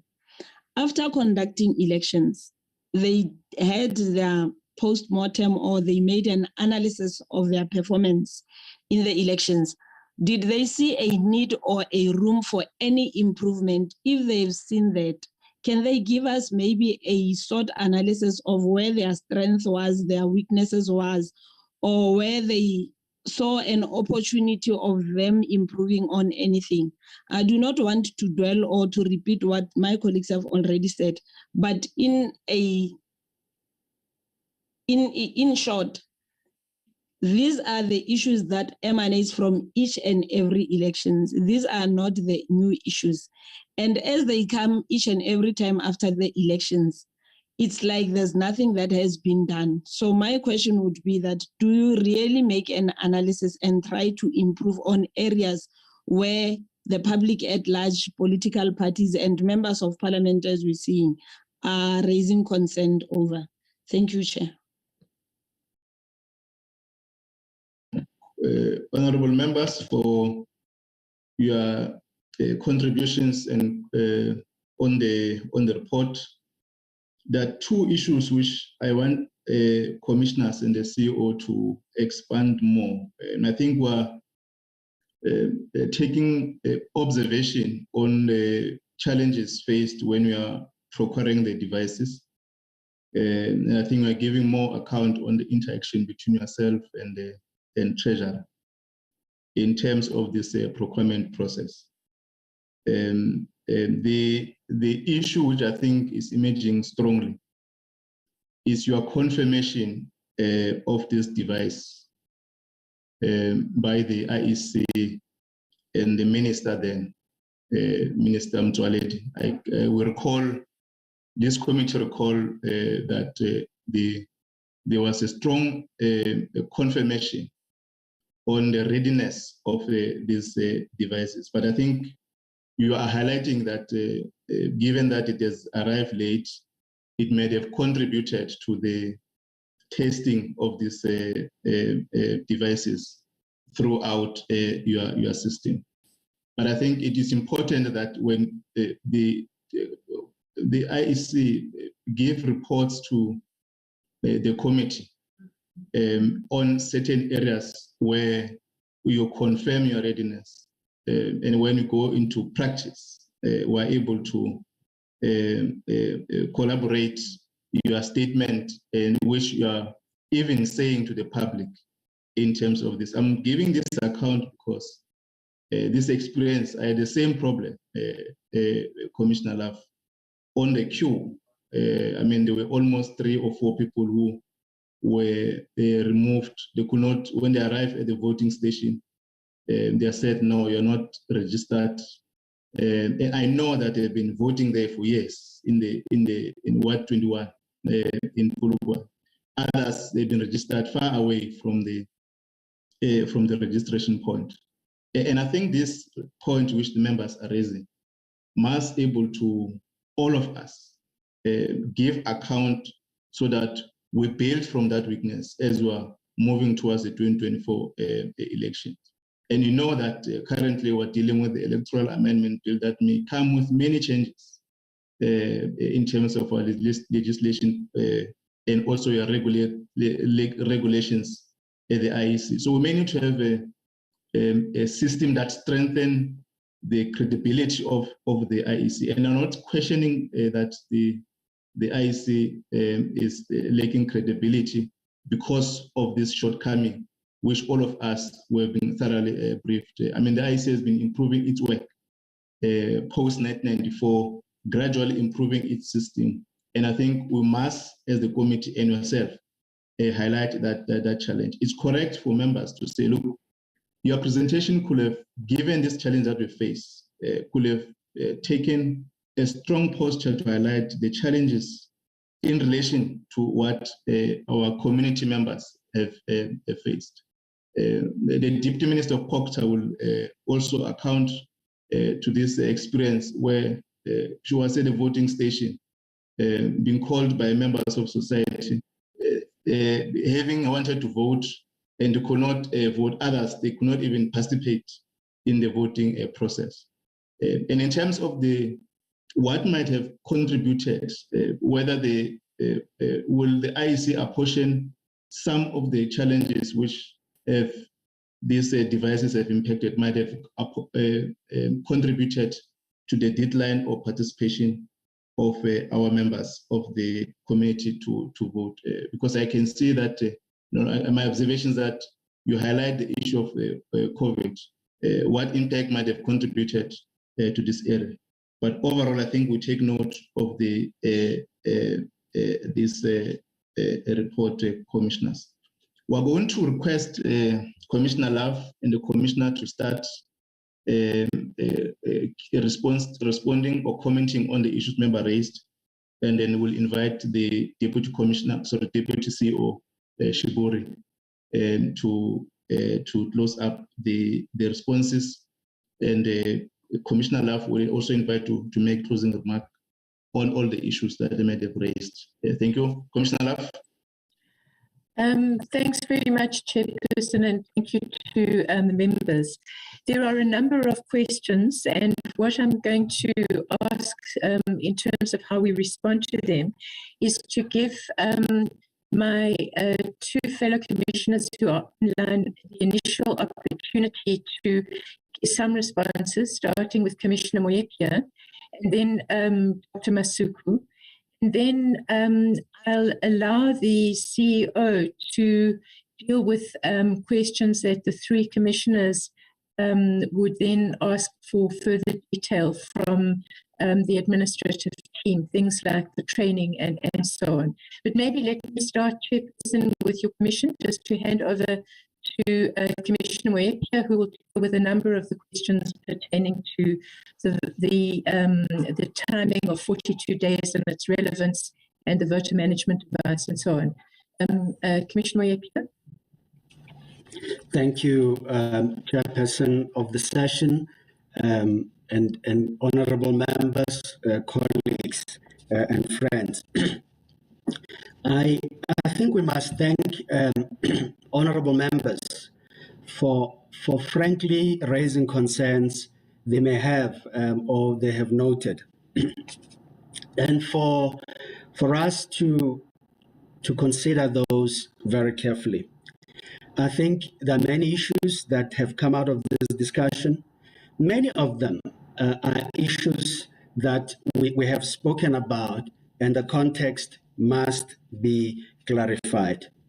I want to talk about the issues that have been raised really in themes rather than going point for point on the issues members have raised. Let's begin with the timing of elections.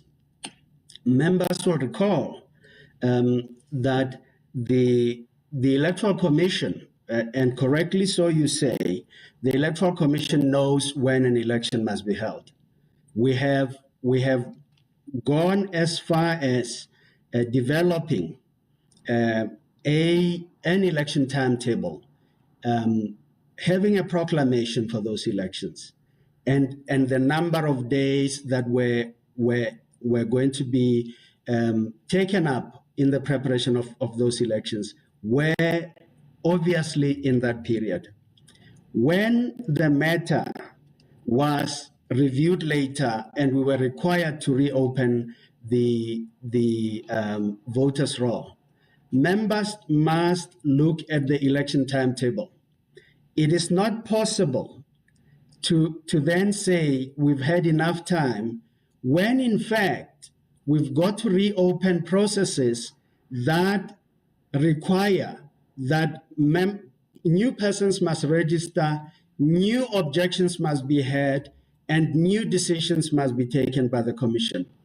And in that respect, we are not indeed denying that we knew. We are saying when a period of an election is reopened, the timetable is reopened, it is not possible to complete all of the work in the period as if nothing has happened. And essentially, that's where we were.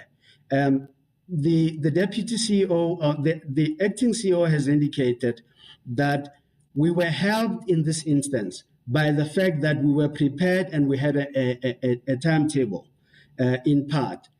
In the event that it happens when we don't, it's just not possible to have an election. And I'd like to say to members, we are not denying that we knew. Members would know that we had a timetable and we had planned in that manner. But there were developments, and we acknowledge those developments, which were unique, which were precedent. There was nothing that was like them in the past, and we had to deal with them. The second thing I'd like to deal with is the issue concerning the VMDs and what has happened. I think, unfortunately, the issue of simulation versus testing is important to clarify. When the Electoral Commission prepares for an election, it does a lot of work to simulate before it even goes into the field. The simulation happens extensively and involves political parties in our PLCs.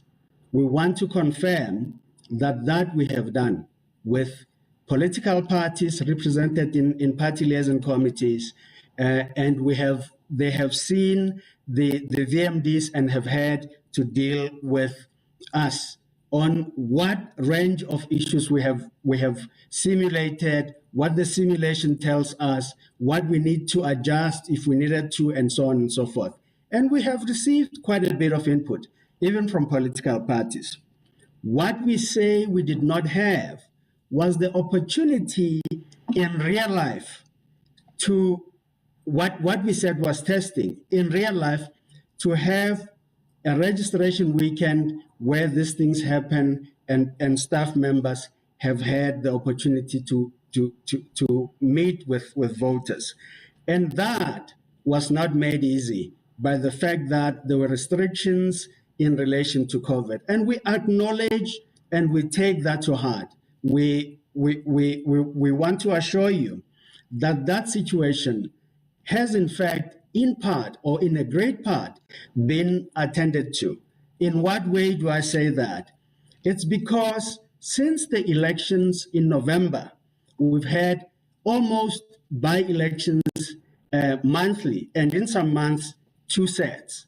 And in those by-elections, the process has been refined. Members will be pleased to know that many of our experiences coming from elections, even with the debriefing we had with all of our electoral stakeholders, including political parties.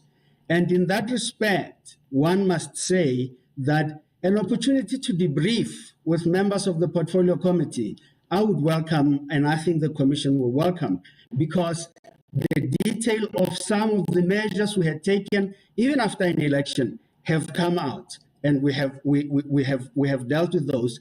And where there are residual actions we need to take, those residual actions are underway, and we will be happy to share with members. The third point I want to deal with is the fact that this Electoral Commission has what we call a dry run before an election is conducted. Even with the tight circumstances under which these elections have happened, we have had a dry run of these elections. And who does this dry run involve? It involves representatives of political parties, it involves observers, it involves our staff, and it involves everyone who on election day may have an active role in processing the administrative work in an election. We have run a dry run in this election with political parties, and I think members of the media were in part present because we did this at the National Results Center. A number of things came out, and we were clear we would address them. One of those that have come out was the fact that when we registered voters in the only registration weekend we made available in the time, was the fact that the VMD was set to allow a voter or a member of the electoral staff, typically a registration officer, to confirm the address of a voter on the screen by touching that address, the area where that address is located. And I want to be frank and say part of the problem we had was the fact that in that process, because the system was more open, people have pointed to addresses other than where they lived. And that has created the problems members have raised. And on slide number 14 of the slides presented by the acting CEO, we indicate the number of new registrations, re-registrations in the same VD, and re-registrations, because people had moved. A total number of 1.7 million voters were reported. I want to very clearly point out that the challenge of misallocated voters that we had was limited to approximately 140,000. And of those, we individually indicated that we will pre-approve their registrations in their stations where we knew. And throughout the election period, we kept on updating or on the challenges and the progress we are making. What am I saying? I'm saying, yes, we have had those challenges. They are quantifiable. They were not in excess of 140,000, and therefore their limitation is up to that number of 140,000. The last point I really want to raise in dealing with this is that when one looks at why it is important to embrace and improve on where we are and what we have, one of the big things we faced before this election was the fact that voters, or the allegation that voters often moved from one station to the other and attempted to vote or vote for the second time. You will recall that in this election, that situation was one we never faced. And this is an area of improvement we need to build on. The last point I want to raise is the concern we all have about low voter turnout. We, on our part, as we've always done, we've always had researchers on election day out at representative voting stations to interview, to be in contact with the voters and to ask them of their experiences. And I want to confirm that our HSRC report, I am not aware how the Afrobarometer have done their own, but the HSRC report is done on site on the day, and the results of that we make available to South Africa when or before we declare the results. That process is not impeached, as I understand. It is real, and it's really based on those stations where we have been. And for that reason, I want to urge members to look at the HSRC report. I'm not saying it's glowing in every respect, but it is the most reliable form of testing what performance we have undertaken as the Commission and what improvements we need to make. Chairperson, I'd like to pause there. I thought I should deal with these issues. There are a number of them, and I want to say through our Vice Chairperson that I think the request from the Portfolio Committee to possibly debrief this election is one that we should embrace. There is nothing to hide. There is nothing to, if we are to take our nation forward, these are matters we have to jointly, overcome. Thank you very much indeed. Thanks, Commissioner Moeka.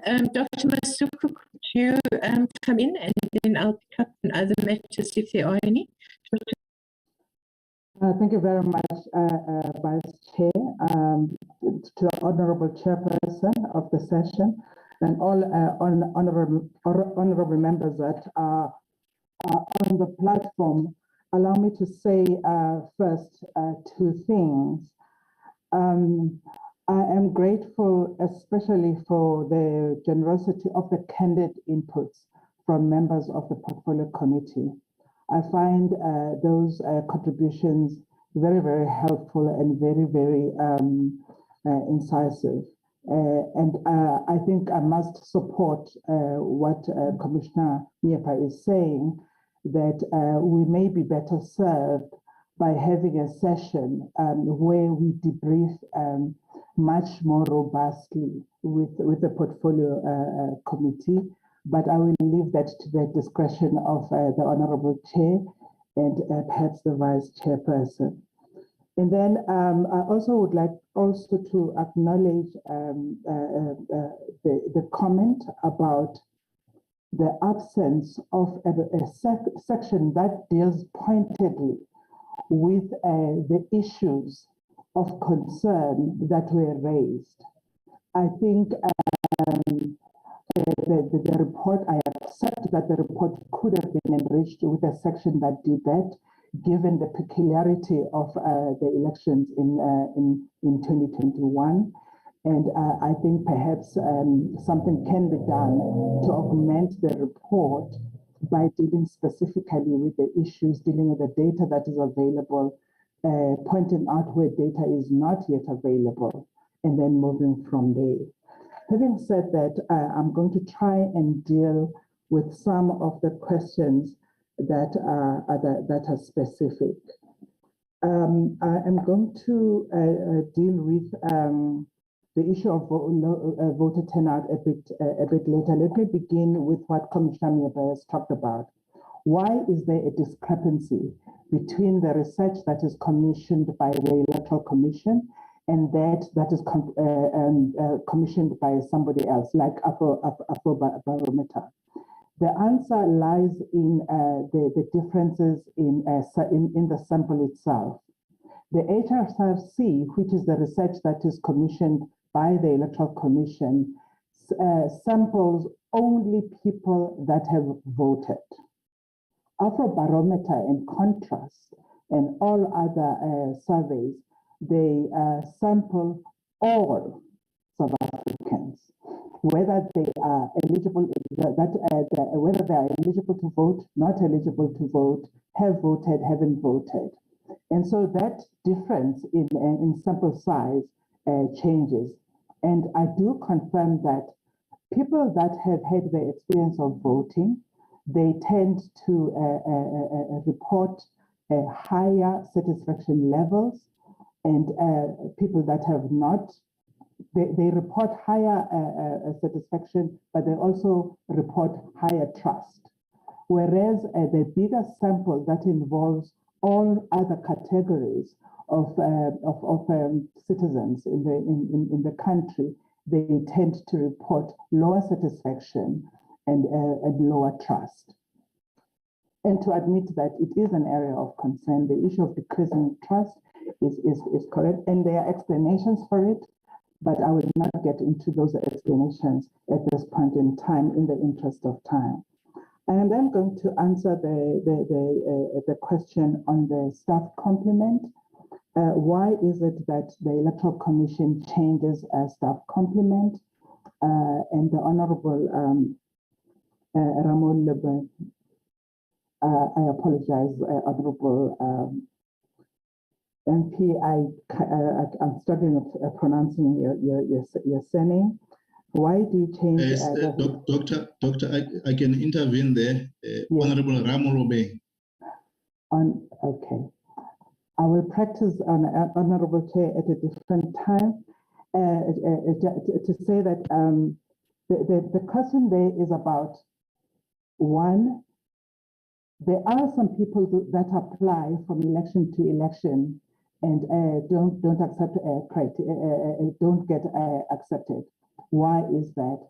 That happens because one, as for example, you change the criteria for getting people to serve as staff. Some people don't make the cut. Others don't make the cut when it comes to, for example, doing the first module. The first module is one of the things that you do once you've been in the recruitment process. Some people perform so badly in module one that they are then kicked out of the pool of people that is considered for a staff complement. So it does happen. I want to answer very directly and say to you, it does happen that a person that has come before is not able to come a bit later. And then draw your attention to what the acting CEO says, that we do have a push. We've had in the past a push to try and open opportunities for persons that are not employed. That has had the desirable effect of opening employment opportunities, even though they are short, to more people. But what it does is that sometimes you lose those people that have served in the system for longer periods. We do try to retain a fairly constant complement for the positions of presiding officer and deputy presiding officer, for the reasons that were offered quite eloquently by the acting CEO. There you need a great management capability that you can demonstrate. And so that is what might affect the change. Specific cases that might be aberrations, I don't want to deny them. I don't think it is okay to deny that. There may be aberrations in the system, and if it might help for you to raise them with us as individuals, I would like to have sight of them so that we can see if we can understand what happened in those particular instances. And then I'm going to come to the issues of the app of the Electoral Commission that dealt with disinformation, that it wasn't visible. And I'm going to ask to take that, I think, to the Deputy CEO that is responsible for outreach, so that they can tell you what it is that happened there and what it is that we can do better. He will also deal with the issues of why we don't send short SMSs to educate voters. Finally, Vice Chair and the Chairperson of the session, I'd like to talk once again about voter turnout. Voter turnout, we have discussed in an earlier session with the Portfolio Committee. It is quite possible, honorable members, that voter turnout was affected by many of the things that you have said, the atmosphere in the country, and all of those. It is also accurate to say that voters might have been turned away because of the glitches or the reporting of the glitches, and that affected voter turnout. So those factors also attribute to voter turnout. However, voter turnout also depends on the people's assessment of what is on offer. So when there are issues around what people believe is happening in the broader space, in the democracy and all of those things, and that affects their intentions to participate in the electoral process. I would like, when we have that debriefing session, to speak more about what is happening in terms of researching voter turnout across the world, because I think that it would be very, very useful to see how we compare to other countries in terms of, one, how we explain voter turnout, and what is specific to us in South Africa. Certainly, when it comes to global practices of encouraging voter turnout, the first thing that you do is to increase trust in democracy itself, trust in institutions that support democracy, trust in representatives themselves, and trust in the election management body itself. So when there is, I want to say finally that bad news travels faster than good news. So if there is a report that there's a glitch with a device called the VFD, that travels faster than any corrective measure that you can put in place, because people tell themselves, oh, everything, the sky is falling and I will not bother to come out. So it is a multifaceted problem, I think, that is not going to be solved by one single answer. And I think, but where we're going to help ourselves is to understand declining voter turnout. And there is wonderful research that is specific to us in South Africa, specific to the continent of Africa, specific to the entire globe, that will help us understand the phenomenon a little bit better and therefore respond much more pointedly to the issues that we face. Vice Chairperson, I'm going to stop there. If there are any issues that I've left out that you believe I should deal with, you will help me do so a bit later. Thank you very much. Thanks, Dr. Masuku.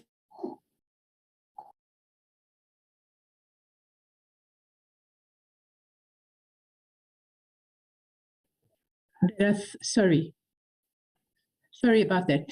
Before handing over to the acting CEO, I thought that there were a couple of things that I should deal with in particular, the proposal made by yourself, Chairperson, as well as the Honourable Member Roos, and other honourable members, for us to be able to share with you and engage with you much more closely about the remediation measures that we are looking at in terms of both the voters' roll and, in that regard, registration and the VMD device.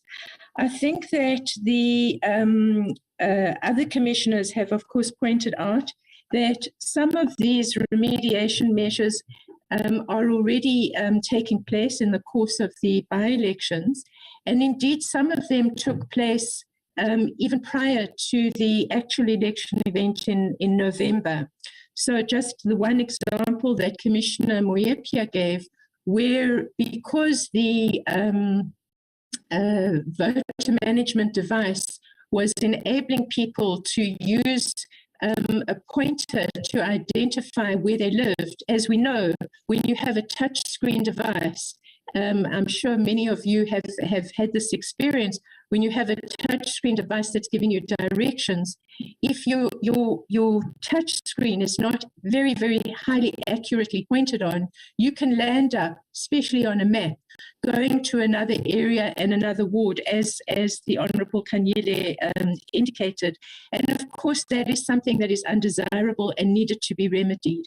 There are other issues that arose between the registration weekend and the elections themselves.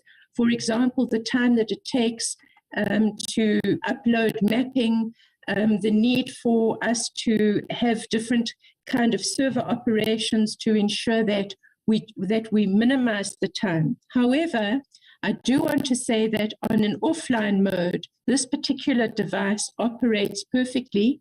And what I think our remediation engagement ought to involve, Chairperson, and this is, again, something that we were able to do with party liaison committee members, is to have people having the actual units in their hands so that we can demonstrate how these things take place and so that members can feel comfortable.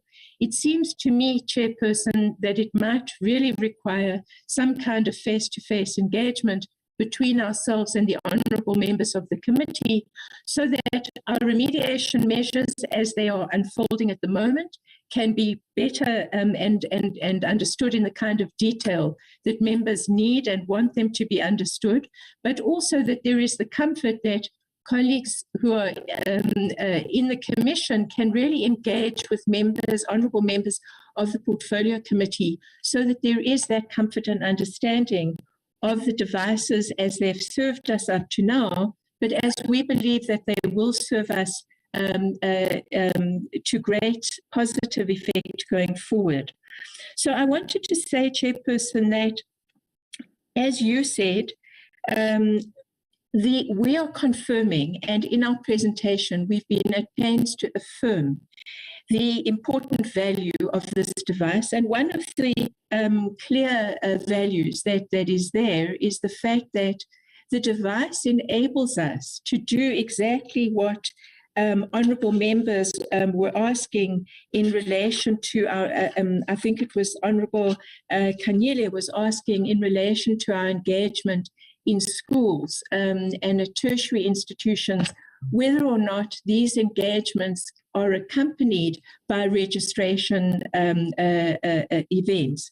Historically, prior to the VMD, this did happen on some very carefully scripted occasions, but we didn't have the kind of portability that the device gives us, which we do have now. And as the acting CEO and the team will explain, the device now enables us to do exactly what the Honourable Kanyile was talking about, in our schools democracy development, democracy program as it's going forward at the moment, and particularly also on the tertiary, at the tertiary institutions. So this is one of the examples of how the VMD can assist us. I think the second thing that I wanted just to place some emphasis on is the fact that the question was raised about whether or not the existence of, if we look at the rural population participation, given the fact that data is often more of a challenge there versus that in the urban areas or more densely populated areas, you know, do we think that moving things into a more technical and potentially online environment can assist us? I think our answer is yes in two ways. One, it can assist us certainly in terms of efficiencies, such as the one I've just mentioned now with registration, but it can also increase our ability to do things with a lot more reliability and a lot more certainty going forward. And I think at a previous engagement with yourselves, the CEO had mentioned, and I take the opportunity to mention again, that it's really vital for us to be looking at things like counting devices, which are really something that is very important for us to introduce into our systems to really make for things to be more effective. But to do that, honourable members, we do need to say to yourselves that in addition to looking at our remediation processes and how we are looking at the VMD's potential going forward, for us to once again engage on the issue of technology and elections with yourselves, because we need, as you've already pointed out, to be able to plan much more effectively going forward in advance of the 2024 elections. I'm going to hand over to the acting CEO, but I did want to come back to one other point, and that is the issue of timing. Honourable members, with respect, the issue of timing is an issue that we raise not because it's in contradiction with the issue of being prepared. And the only way I can try and explain what it is that we're saying here is to give an analogy. If you take a situation where you are intending to prepare a meal, you may have all the ingredients known to you. You may even have something that is giving you a time frame. But if at the last minute you find that many of the ingredients that you have prepared in sequence to be ready for whatever it is that you're going to prepare are no longer the ones that you are able to use. Maybe they were not delivered on time. Maybe if they were delivered, they're the wrong things. You need to go and reappropriate those things in order to finish your preparations. It's exactly the same with an election timetable. If we reopen registration, it means we cannot finalize the voters' roll for inspection. Once we finalize the voters' roll for inspection, we have to wait before we can distribute a voters' roll that has been certified. All of these things have knock-on effects. That is why we provide usually for an 86-day timetable to allow those knock-on effects to go seamlessly. The reality is that if you have a 42-day timetable, that is what really makes things extremely difficult, including logistics, including training, including setting up the different facilities that we need to. So I just want to say to members that in our engagement with yourselves, it seems to me that what could be very, very useful, because the question was asked by one of the honourable members about whether or not the 3 days to inspect the voters' roll is an adequate period of time. It was the Honourable Molekwa who asked that question. It may well be that we need to engage with you to look at things like that. And again, your input on the detail of how this election timetable is composed is something that we do engage with the party liaison committee, but it would be something that we believe would probably benefit also from your engaging, because it would give us a much more robust understanding. The acting CEO, I think, will come in on questions to do with how we can deal with disinformation, training, and the like, and other questions, including the 2 Section 65 objections. What do we do? We certainly don't ignore a court order. And with your permission, Chairperson, I'm going to hand to the acting CEO. Thank you.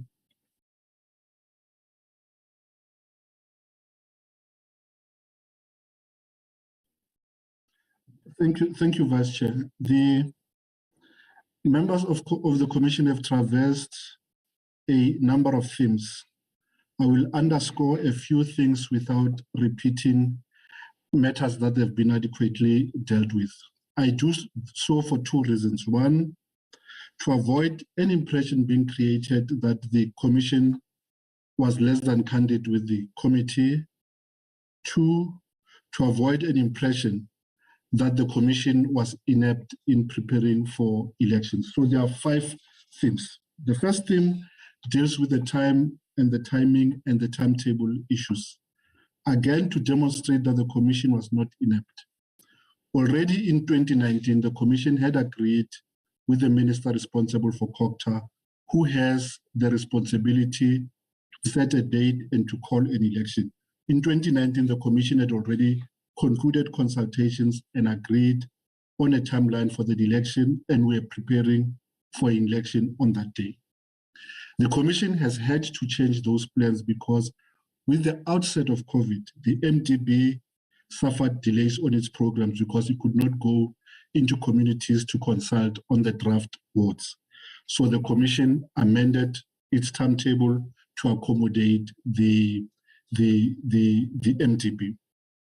The last point to be made on this point, Chair, is that you'll recall that on the 4th of August 2021, after consultation with the Commission, the minister responsible for COGTA called the election for 27th of October and proclaimed those elections.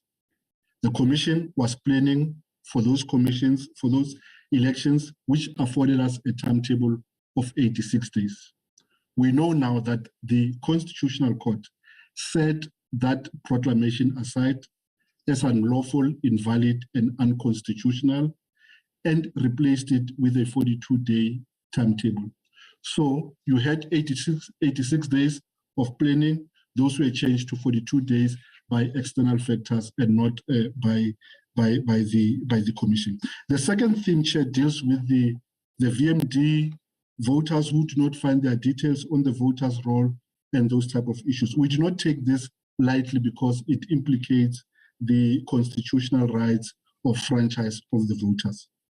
But as Commissioner Moyopia says, we know we are dealing with a number of about 140,000 persons who have been so affected. How do we know? We know because where people, owing to the VMD not working or perception that the VMD was not working, were registered on manual papers, we uploaded those persons, and thanks to the VMD, those persons could find themselves on the voters' roll on voting day. Let me pointedly deal with the issues of the VMD. We accept that there were challenges, but the challenges are not related to the device, but rather the environment upon which that device operates. So the device operates as it's spec'd, and it's a good investment for the Electoral Commission and for the country. But in a minute or so, the difficulties that we faced with the rolling out of the VMD. One was that we did not have a dry run ahead of the registration weekend. Not because we did not plan for it, but it was a factor of the devices being delivered late owing to disrupted international logistics. So what we had to go on was the simulation. The simulation worked until in real life we realized their limitation, and these limitations were as follows. One was the network connectivity. We know we have unequal network coverage in the country. 3G, 5G in other areas, and in some other areas, they're still on 2G. So what was the challenge related to that?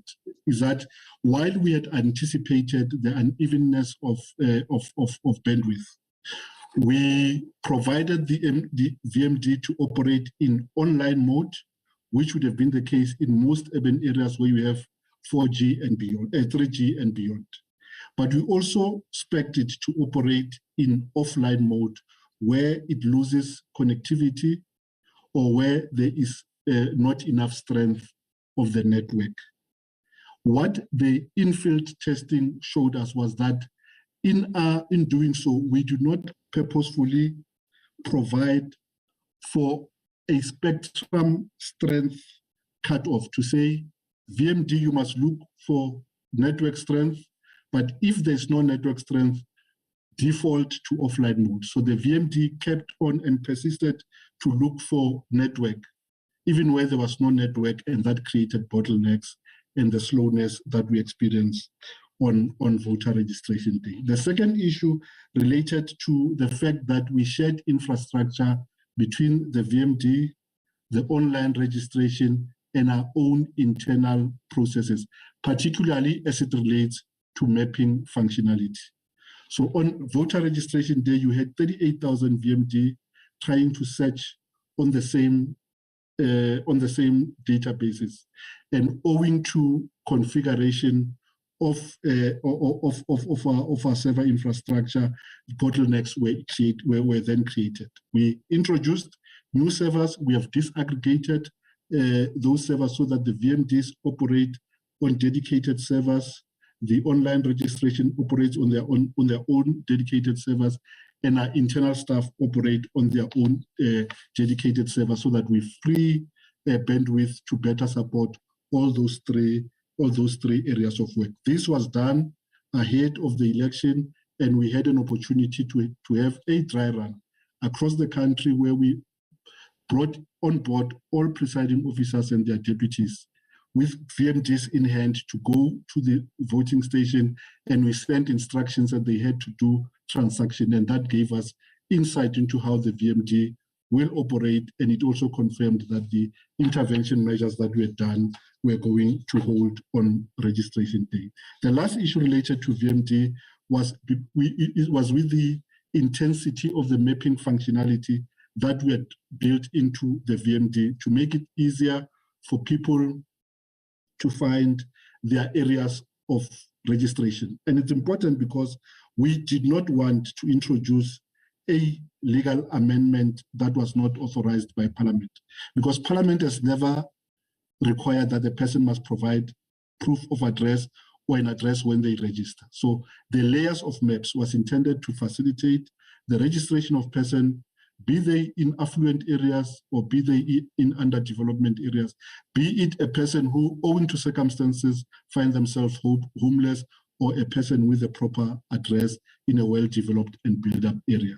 So the issue of multiple layers, we had about 11 layers of maps, and those made the system slow, because even where a person gave us a proper address, we still wanted it to go through various gates, and we realized in hindsight that was not an optimum specification, and we've reduced those layers of maps, and as a result, we freed capacity, processing capacity, and processing speed, and the VMDs can work with much higher speed. The reality that we must confront is, however, that these allegations that people have been misplaced are not always true. And in the context of the VMD and the intelligence that the VMD gives us, we are going to have to confront those issues going into the future. Honorable Lukhwase made an example of a by-election on the 4th. I presume, Honorable Lukhwase, you're referring to Ward 5 in Mahike, and that illustrates the point very well. People have been voting at the voting stations over a number of elections, but that station is not their correct station because of their address. So when these people went to update their registration details before the by-election, sometime this year after the elections in November, because we have now a VMD and intelligence on the VMD tells us this person has always voted in this ward, but there is no relationship between the ward and the address that the person has provided. What do you do in that instance? And keeping true to Mhlope and come in the electoral court is that a person must be kept out from participating in an election in which their address is not located. So in those instances, we update those persons' registration to reflect their new ward. So while their preference is to vote in station X, they must in fact vote in station Y. And those persons have been persistent coming to the Electoral Commission to complain about the reality that we can't do much about because we are implementing the outcome of the law. So there will be instances as we use the VMD more often that we'll find those things. For an example, on voter registration day, I find myself in Centurion, but I live in Soweto. I'm on work. I can go into a station in Centurion and provide them my home address, which is Soweto. The VMD will default my registration, not in Centurion. It will default me to a VD and voting station that is linked to my address. So that is the intelligence that we have that we never had hitherto, because in the past, the registration was driven by the VD map. A person presented themselves only at the station in which their address was located. And when we registered them, we defaulted them at the station at which they presented themselves. There were objections that people came to the commission to say, I applied for registration at that station, but I've been registered elsewhere. And when you look at the address, you say, but this is correct. Your address has no relationship with the station at which you presented for registration. A concluding remark on this thing is that the issue is not the VMD. The VMD works as it's meant to do. The issues, the challenges that we've identified were around the operating environment, and we have resolved those to a key fact. The third theme, Chair, relates to training, recruitment, and electoral staff. Commissioner Masuku dealt with this adequately. Just one thing, two things to underscore is that with each election, we go on a new recruitment drive. So there are no presiding officers for life, because after an election, we review their performance and we either take a decision to demote them in future if we hire them based on their performance, or if they did aberrations that are related to the result, we have capability to blacklist their ID number so that they cannot be electoral staff anywhere again in the country. So those things are purposeful to increase the credibility of elections. The third point is that once a person has been recruited and trained, they must sit for an assessment. And if they can't attain a score of 80 and above, they are not assigned to a voting station as a presiding officer. They may be assigned a lesser role. The third and last point on this one is that before we confirm those persons, at least the three key people at the station, a presiding officer, deputy presiding officer, and a voters roll officer, we present their names to the municipal party liaison committees for parties represented there to object to their deployment. And if those objections are sustained, the persons are removed from the list of electoral staff. Why do we do that? We do that in order to establish the political acceptability of those persons and whether they're acceptable to political stakeholders, because you do not want a person who circulates party pamphlets in the morning, in the afternoon is engaged as electoral staff. The fourth theme, Chair, relates to communication, and here there were suggestions that are well noted. We accept them. The suggestion to use the SMS, we are already using it, albeit on a targeted basis for re-registration where the ward has changed and those type of things. So it is a good suggestion. We will look into it. The only reason that we did not use it carte blanche across all our communication was that it does not offer us a interactive interaction with the voter. So it is one-way communication. We have the WhatsApp chatbot, which we do, which offers us interactive responses. And efforts to further enhance and popularize the app for disinformation and misinformation, we accept that, and we will include more profiling of that app and those type of things. The last point was related to Section 65 objections. Without going into the specific cases, as a matter of principle, the law provides that even after the commission has declared result, there may be a party who is aggrieved and who is able to adduce evidence to show that the elections could be materially impacted by the objection. In those cases, the court, if it rules, will correct the election, but in a number of cases, the commission has, of its own will, also looked at those complaints and ordered that the declared result be corrected to reflect the proper result. That could be as a result of a recount, or it could be as a result of improper capturing of a result, which is obviously an error. And in those cases, we do not persist with an injustice. The commission orders that the results are amended to reflect the wishes of the voters in those wards and in those municipalities. Chair, thank you very much. That concludes my input. No, thanks very much, Deputy CEO. What we'll do, I'm going to just 10 minutes to give members for follow-ups or any issue that they want to submit. And I think there are many issues that we were dealt with. I know that there's a consensus that we must have a debrief to deal with more issues on the election, perhaps also to propose certain issues which I think has been raised by members. And as we go to the 2024 local government election, I think we're also taking note that the party liaison committee represented by political parties where issues are raised and interacted with. I think that is a structure that also assists us as the committee and the Home Affairs and the IEC to navigate some of the issues that we are raising to this meeting.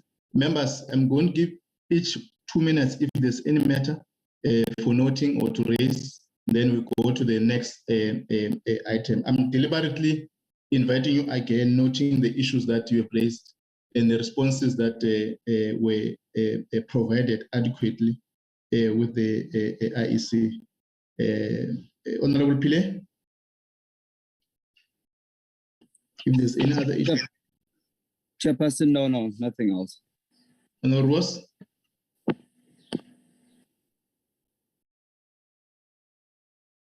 Honorable Tito?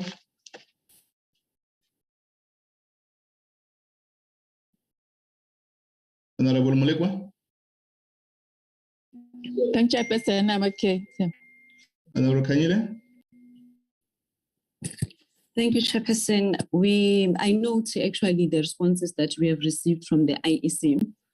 However, I wish to re-emphasize on the issues of people that registered and were turned away, because if I'm noting the response from IEC, they are mentioning that it is 140,000 people that were captured manually, and then they were captured later on the device and they were able to vote. And we are members of parliament from various provinces and areas as well. And we are all saying in one language, we were at the VDs and people were turned away because they were not appearing on the voters roll. So I am pleading with the IEC to go back and relook at this matter so that we can be able to deal with it in the upcoming elections. Because if we just accept that this matter was dealt with, it will mean it's going to keep occurring. The last matter that I am having, that I have picked up also from the responses, it is that people were incorrectly registered. So that is why they wanted to keep on voting in the same VDs. On the matter that I was referring to earlier on, I remember there's one Ubaba Omdala that I captured my details. He resides in Ward 5, he says Minden, but he could not appear on the voters roll. When we checked online, he was registered to vote in a different section, Ejabavu, that is in Ward 6. So I am pleading with the IEC to double check that the people are actually registered correctly and that they are captured correctly to avoid the same occurrences going forward. Then thank you so much, Chairperson. Thank you, Honorable Ramulobe.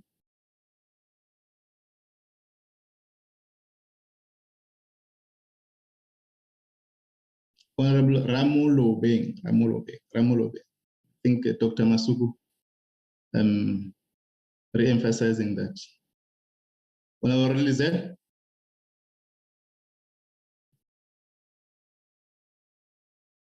Honorable Lizelle. Honorable Jose. Sorry, No, Chair. Chair, Sorry, Chair. No, yeah, I'm sorry. I was struggling to unmute. No, Chairperson, I would like to thank the IEC for that comprehensive answers that they gave us. And I think it's an ongoing discussion between us and the IEC in the lead up to 2024. And just to emphasize that I think this type of debrief would be very important. And I hope that our committee staff and yourself will prioritize that. I think there are some few questions that were not answered, but I can always submit that in written form. Thank you, Chairperson. Thank you, Honorable Jose. Thank you, Chair. With a consensus made that we will have more sessions with the IEC. One is clarified and okay for now. Thanks. Thank you, Deputy Commissioner Love and Commissioner Mieta and Commissioner Masuku. I want us to deal just in 3 minutes on the matter of 140 votes. We must not go out of this committee, or the narrative must not ground that there are no persons who has not participated, even if the initiative was created. And we note that there are those that could not have participated. And I'm raising this point that these 140 need to be adequately, properly be understood, so that our articulation as members and everyone to constituency and even our people are able to be on the same page on that point. Then we'll take a summary on how we'll call the IEC on the subject. Just on that matter, Commissioner Love and Commissioner Mieta, Dr. Masuku. Commissioner Love? Chairperson, I think I can answer for all of us. I think what would be probably quite useful on the question of the 140,000 would for us to provide you with a written note about the issues of people whose information was captured in writing, how that was captured in the system, and the issue of concerns that were picked up, which caused us to, as you know, to capture some people whose information had not transmitted through to the voters' roll, that enabled us to do that at the very, on election day. What my suggestion is, Chairperson, is rather than try and, summarize all of that now, is we give you something that is a short note to actually underpin that number, so that you have it and it's not, it's not something that we debate. Two other things, Chair, that I wanted to really urge colleagues and honourable members to engage with your colleagues is around the fact that our registration process is open right now. So we really ask that in helping us to make sure that any of the gaps that existed, or even the concerns that exist now, such as those identified by Honourable Kanyile, people can be urged to go online and even supported to go online to pick, check and confirm their details. It's possible at any stage. Registration is now an ongoing process. And lastly, Chair, the issue was asked about what we are doing in terms of intra and inter-party conflict. And I think that that's something, again, we can give you a written note on so that we don't take further time. On behalf of the Commissioner, I do want to really appreciate the engagement by the honourable members, the willingness to further engage with us, and I hope that there will be a follow-up, potentially in-person engagement with us, and we really do appreciate it. Thank you very much, Chair. Thanks very much, Commissioner Love, Commissioner Moeta, Commissioner Masuku, the Deputy CEO, Mr. Shiburi, and your entire team for presenting the local government election report, giving opportunity for honorable members to interact with your report, raise some of the issues which were concerned of the public, and also make recommendation on how henceforth we must able to engage, but pay more specific issues that the IEC had to must look so that we're able to improve our work, particularly as we are going to conduct by-elections throughout this year, and also the preparing for the 2024 elections. The committee has accepted the report and noting some of the issues which we have agreed on in terms of the recommendations. We've also noting the good work that the former Deputy Chief Justice, Museneke, had interacted with in terms of the process towards the local government election. I think we must appreciate the work that has gone into the efforts that have been made by former Deputy Chief Justice and his team. And I think the decision of the IEC to consider to solicit an independent process that was led by the former Deputy Chief Justice Museneke, the entire team of commissioners for running the elections at a short space of time, but also with the challenges that the country has been confronted with, the COVID challenges. And I think we appreciate the work that you're doing. The committee will be closer with yourself in terms of the issues that we've agreed on here or are proposed by members of the honorable members. We take more appreciation to the party liaison officer that continuously interact with the IEC, that make his work easier. And I think from the various political parties where we serve, we do receive a briefing and issues that are emanating from the IEC and the work that we're doing. I think we must appreciate these stakeholders that you are working with. I think Honorable Pillay raised an issue earlier on the continuous from other sectors. It may be political parties or NGOs that continue to build a narrative to discredit the work of the IEC. And I think we must come closer to that matter, that we affirm the independence of the IEC, the work that the IEC is doing.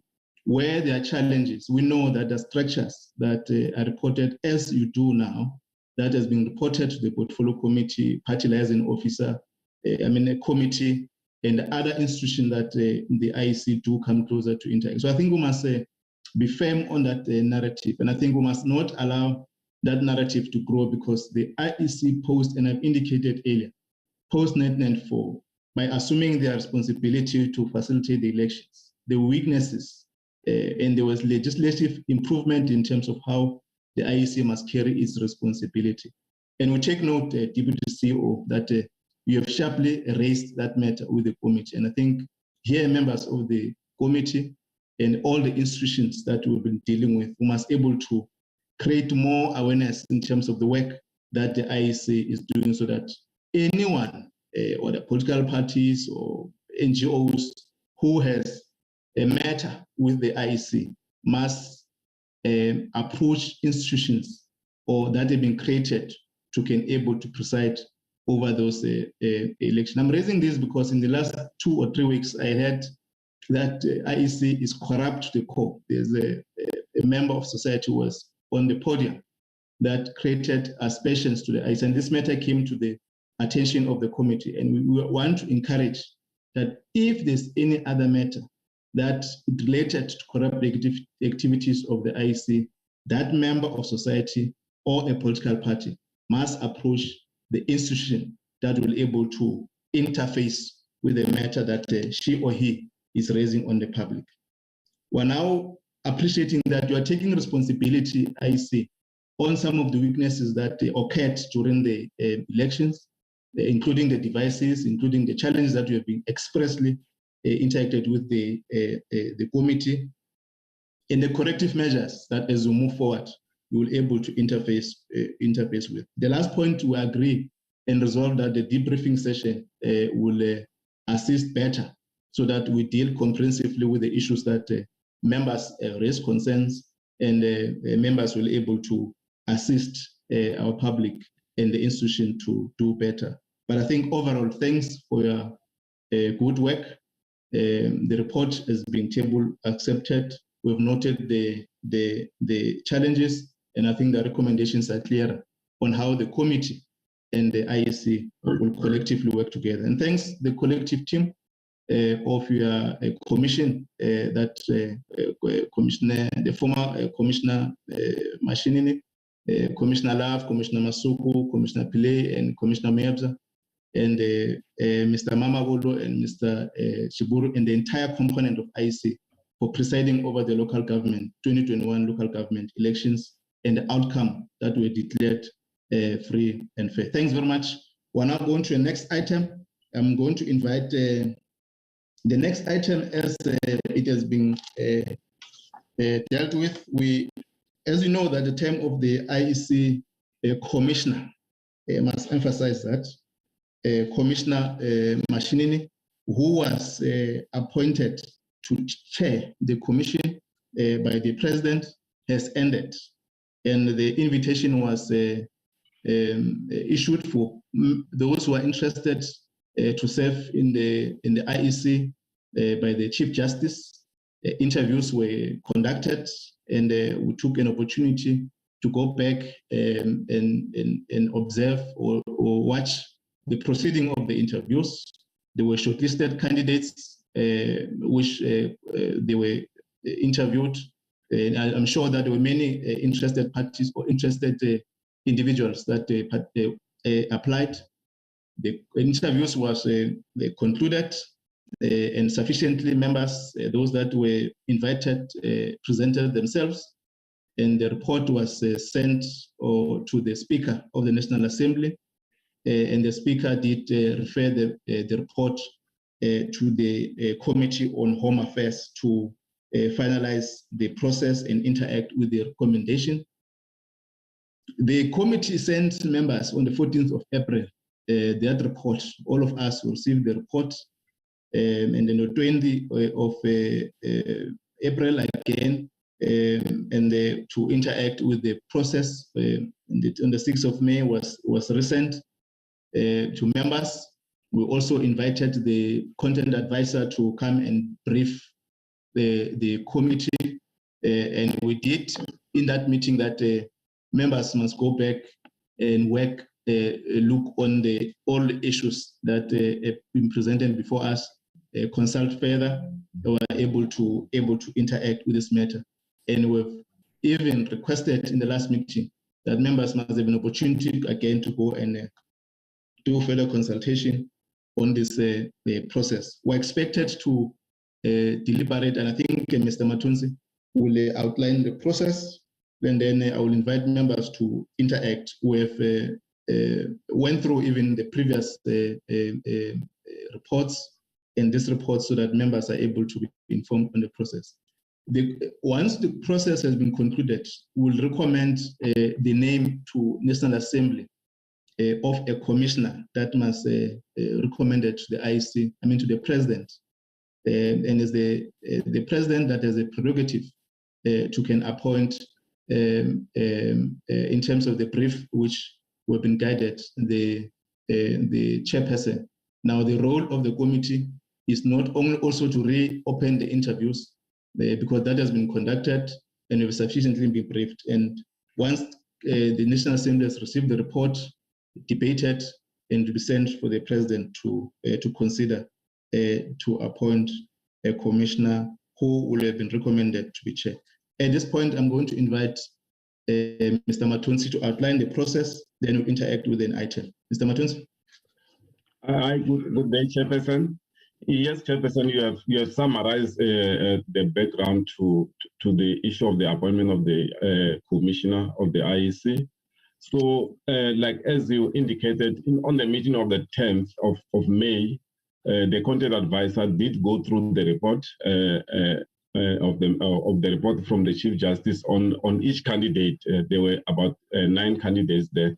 So what is going to happen now? I think what we need to do, the committee needs to nominate a candidate, and then and that candidate will be the one that will be sent to the National Assembly. So in other words, we'll also have to have a report that will be sent to the National Assembly, and then that report will be sent to the President for the appointment of that commissioner.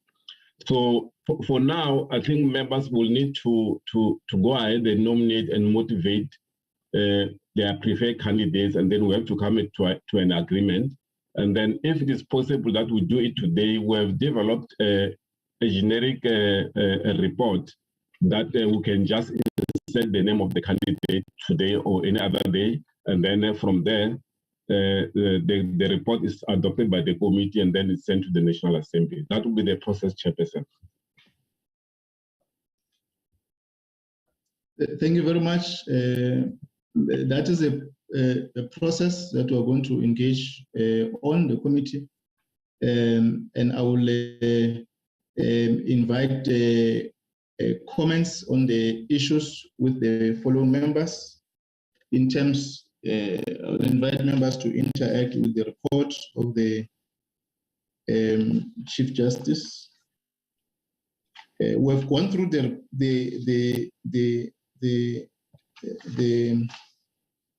CV, and they were clearer in terms of those credible candidates that participated in the elections, in the interviews, and all of them were sent to us, and we were able to interface with them.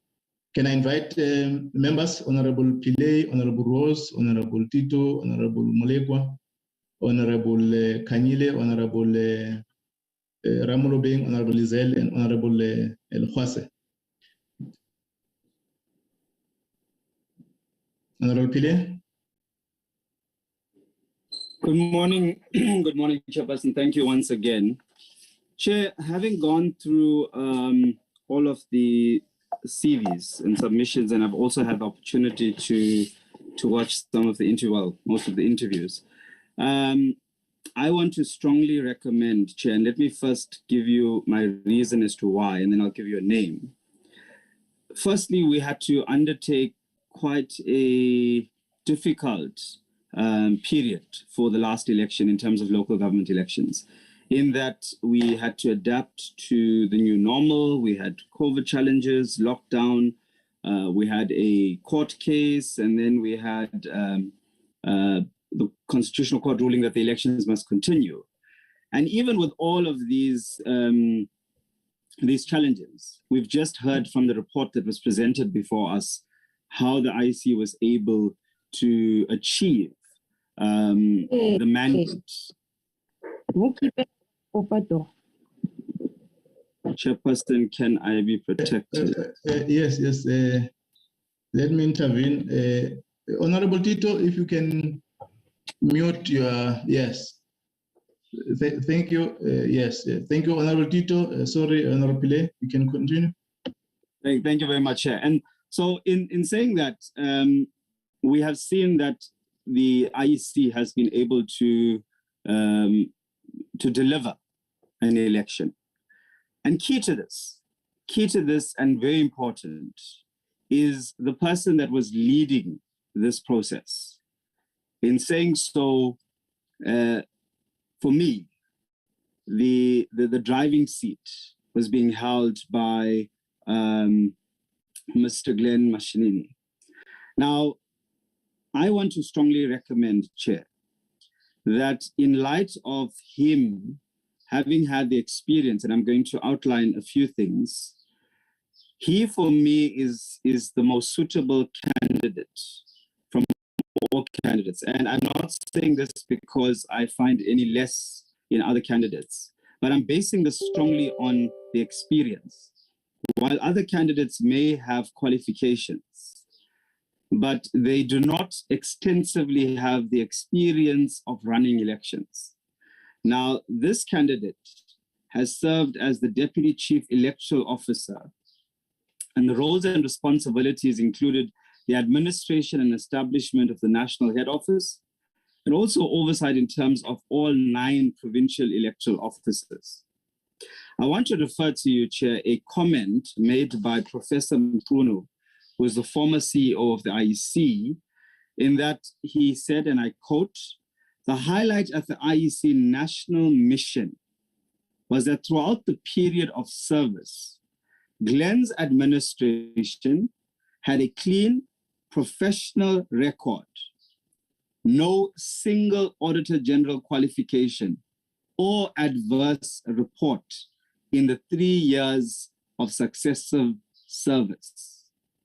Now, Chair, I believe strongly that if something is working, there is no need to replace it. And hence, having had gone through this extensively, I think that the candidate, Mr. Mashinini, has extensive knowledge and experience of both local government, provincial government, and national government. He also has an international imprint in that he completed his tertiary studies at the Curtin University in Australia. But here's my final parting motivation, Chair. Having undergone the process of the Electoral Amendment Bill as this committee, we have seen that there are going to be major changes in terms of the provincial and national elections, in terms of our 2024 elections. In that, we're going to include independent candidates. And I believe that the best person suited to be able to take us to the 2024 elections will be Mr. Mashinini, based on the fact that he understands. Imagine bringing somebody new to run a 2024 elections, having gone through this process. And it's going to be difficult to be able to, in a space of 2 years, and I'll say 1 year, because you have to start preparing for 2024. It'll be difficult to get a new person at the helm of the IEC to be able to run that 2024 elections, giving into consideration that we have to ensure that the changes are made in terms of the Electoral Amendment Bill. And for that reason, Chair, I strongly recommend that Mr. Glenn Mashinini is the candidate that should be recommended. Thank you. Thanks very much, Honorable Pillay, for your contributions and submissions. Honorable Ross. Thank you, Chairperson. I will defer to Honorable Kanyile to give the DA's position. But certainly I think, we need to consider that we should at least have watched all the interviews before we make a decision, Chair. Thank you. Thank you, Honorable Ross. Honorable Tito. Thanks, Chairperson. Chair, from this time, can you give me a chance so that I must also go and consult with my political party, and then I will also write my submission on the candidate. Thank you, Chair. Honorable Mulekwa. Thank you very much, Chairperson. I think Honorable Pillay has motivated and give tangible reasons on why we should retain the chairperson of the IEC. So I think I agree as recommended by Honorable Pillay. Thank you very much. Thank you, Honorable Kanyile.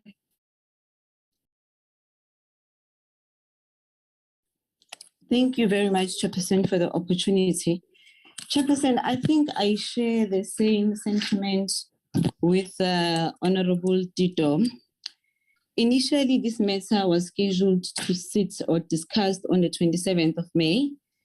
And with all the mini plenaries that had been happening in between, though I indicated earlier on that I also did have a chance to look at the interviews, but I am not finished because that interview took about 7 hours.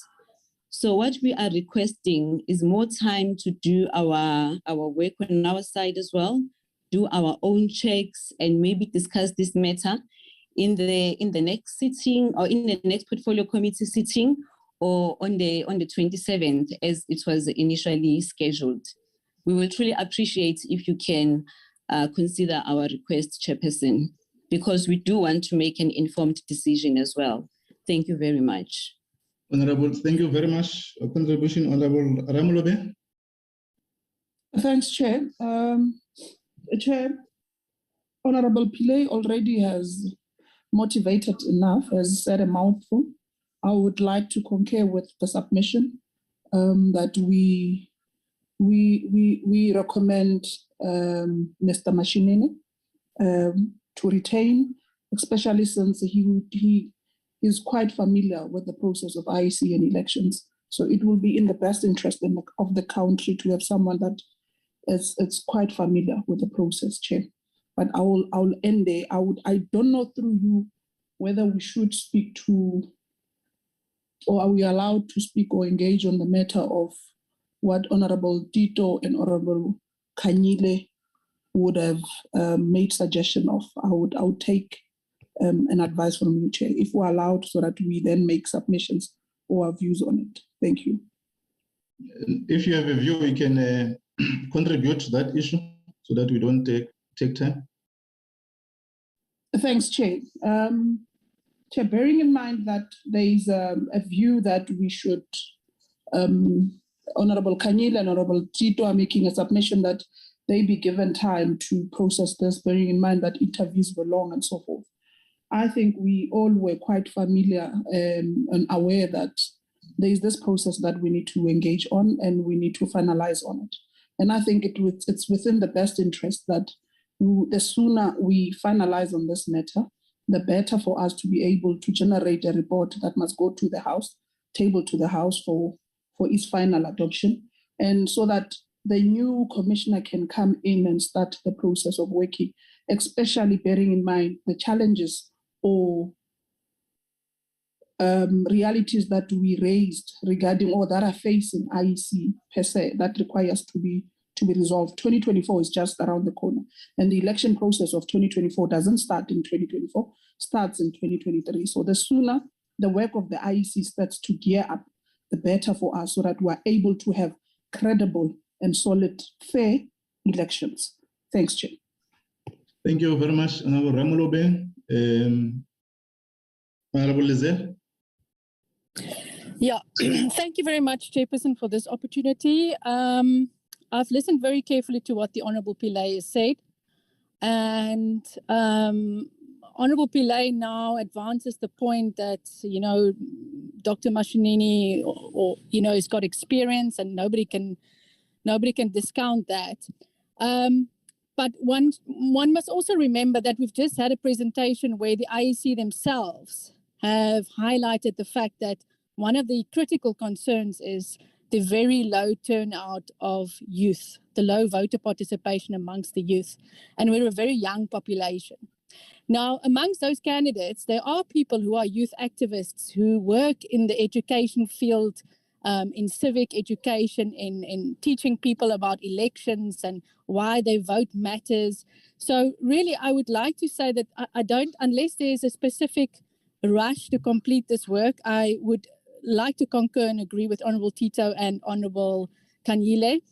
It's not that we have not started the work. I, for one, did consult my caucus yesterday. But of course, it's difficult to consult your caucus or give them an input when you haven't watched all the interviews. And unfortunately, some of us serve on multiple portfolio committees. I, for one, currently I'm seized with the Children's Amendment Bill. And I would like to finish watching those interviews over the weekend before I can make a final recommendation to my caucus. So I would really like to appeal that we support the proposal by Honourable Kanyile and Tito, that we deal with it on the 27th of May, which was originally programmed, so that we can do justice to this process. And that we don't just go for a candidate that we know, but that we make sure that we are recommending the best person for the job and somebody that can take the IEC into the future, and also make sure that it addresses all of the critical challenges that it's currently seized with. So that would be my input, Chairperson. Thank you. Okay, thanks very much. Thank you, Chair. Chair, can I speak, please? Is Honourable Tito? You want to speak before Honourable Khwase or now? Yes. I just Okay. wanted you, Chair, to note that there is our honourable member, Commissar Marshall Dlamini. He's also inside the portfolio committee. Can you also please give him a chance to speak, please, Chair? Thank you. Thank you, Honorable Tito. Honorable Marshall, you are welcome. And also our former chair, Honorable Bongo, is you are welcome. I'm going to give Honorable Lekhwase, and then I will invite Honorable Marshall. Honorable Lekhwase. Thank you very much, Chair. I heard what my colleagues on the platforms are saying, and would not want to get to a point where we make the argument around the names. Isn't when I'm going to suggest that isn't when we request or make a suggestion on the postponement of what needs to be done today to the 27th, we must not try in any way to dislobby the candidates that is already been suggested by Honorable Pillay.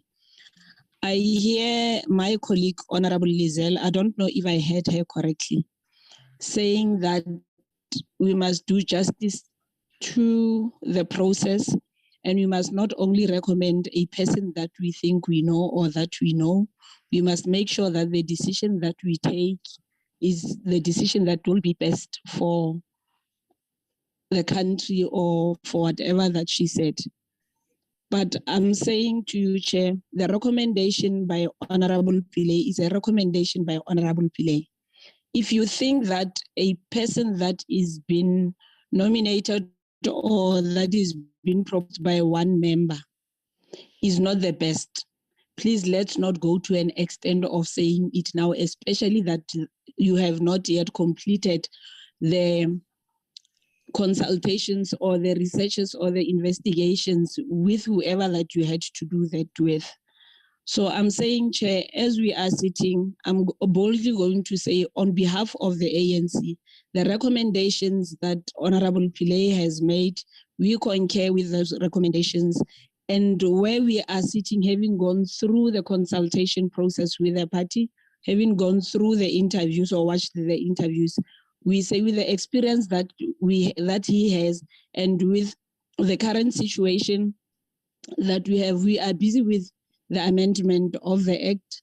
We are going to one of the difficult elections where independent candidates will be participating in the national elections, which will be our first experience as the country. So we will need a very experienced somebody who can do the job. And as the ANC, where we are sitting, we feel that the best candidate for the position is Mr. Mashinini. Thank you, Chair. Thank you, Honorable Lekhwase. Honorable Dlamini.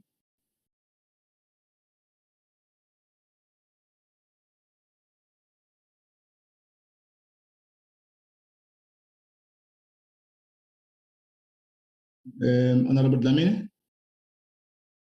Honorable Tito.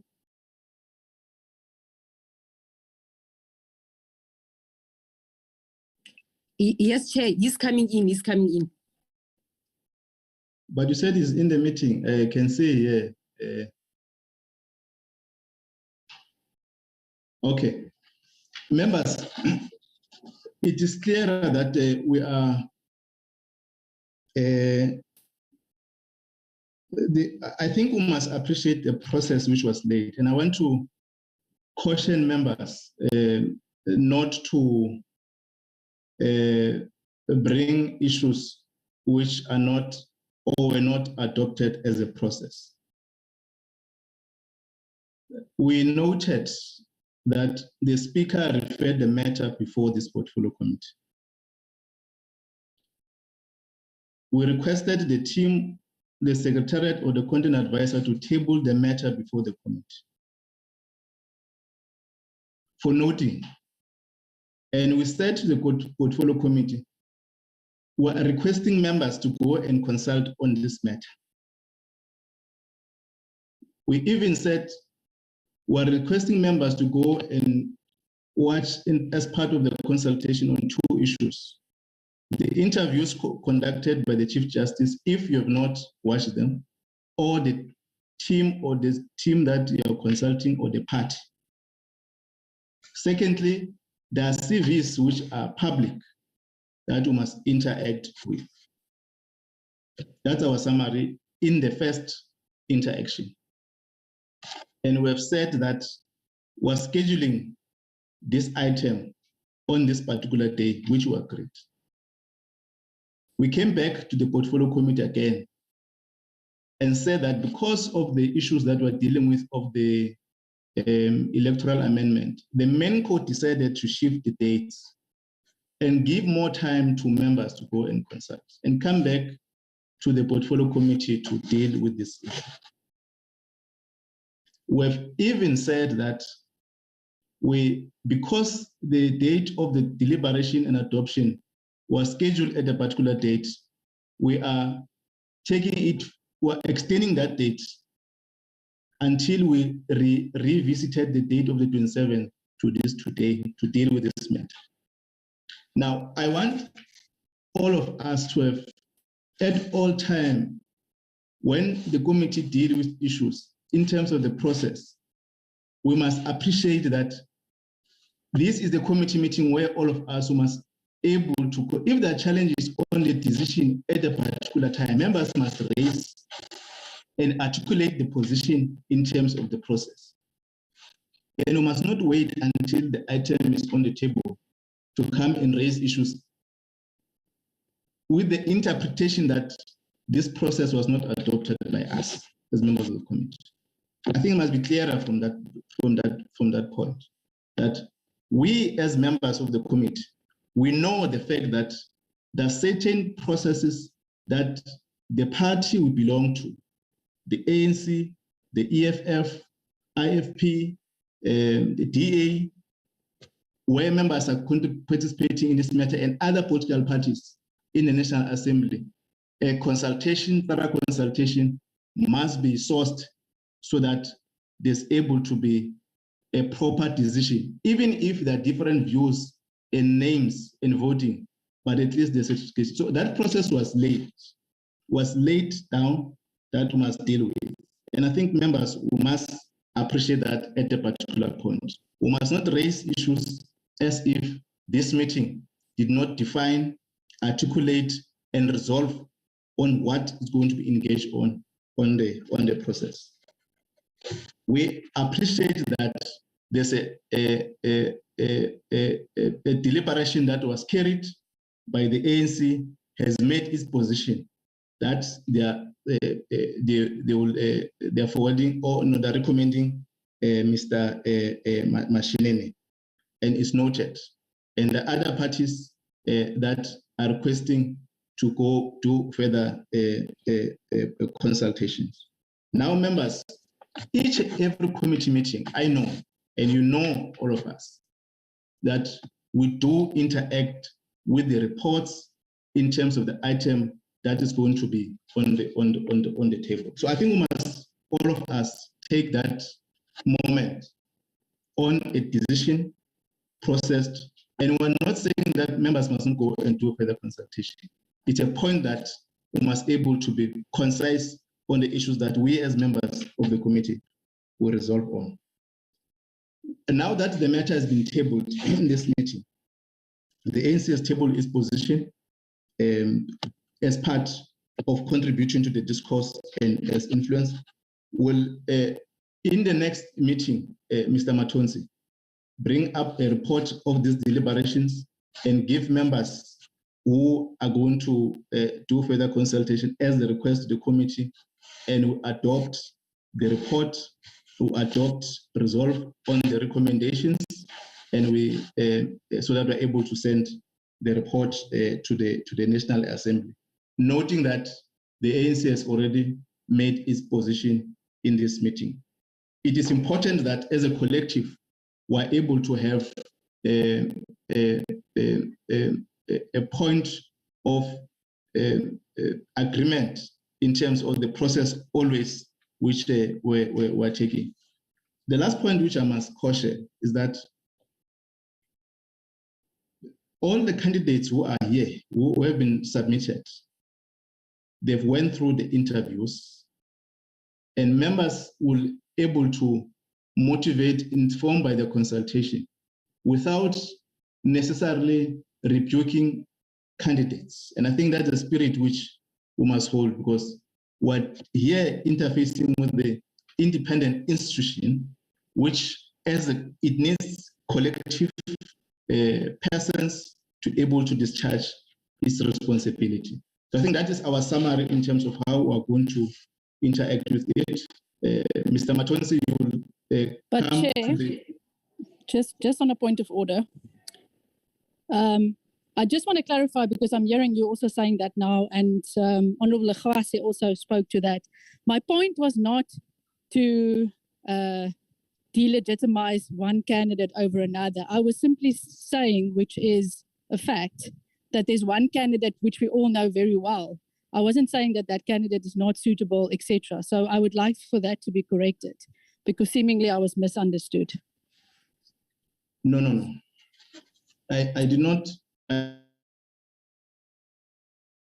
legitimizing or she's arguing against the appointment. I'm making a statement that the candidates, which you have raised a point about a young a person in the candidate. I'm saying the candidates, all of them which are submitted before the committee, are credible, and members, in terms of the contribution to the discourse of this matter, who must able to rise to that occasion. I did not say, and I think it's a point that I must emphasize. You did not mention that or rebuke the contribution of Honorable Pile. You raise your point in the manner that these interviews and the collage of your experience in terms of the issues that are rising from the I think that is the spirit in which we are. I'm raising the matter, Honorable Sir. Thank you, Honorable Kanyile. I see your hand.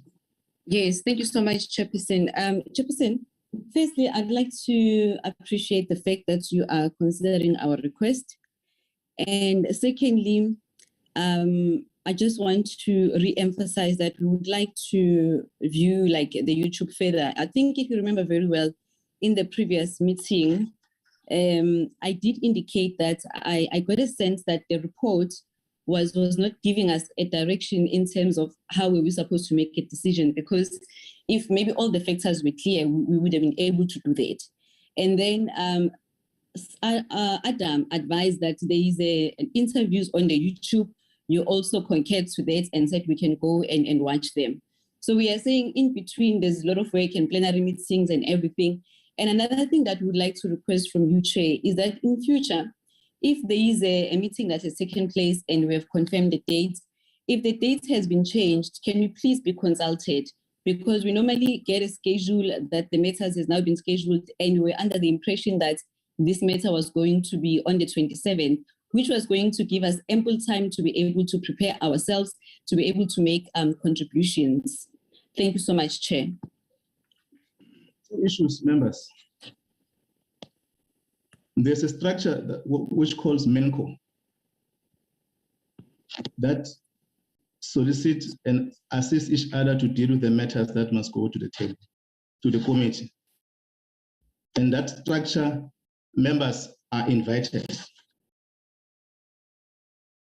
Mr. Matonsi, and if we check all our records, there's not any matter that go to the table, members. We know that there's no process of the structure.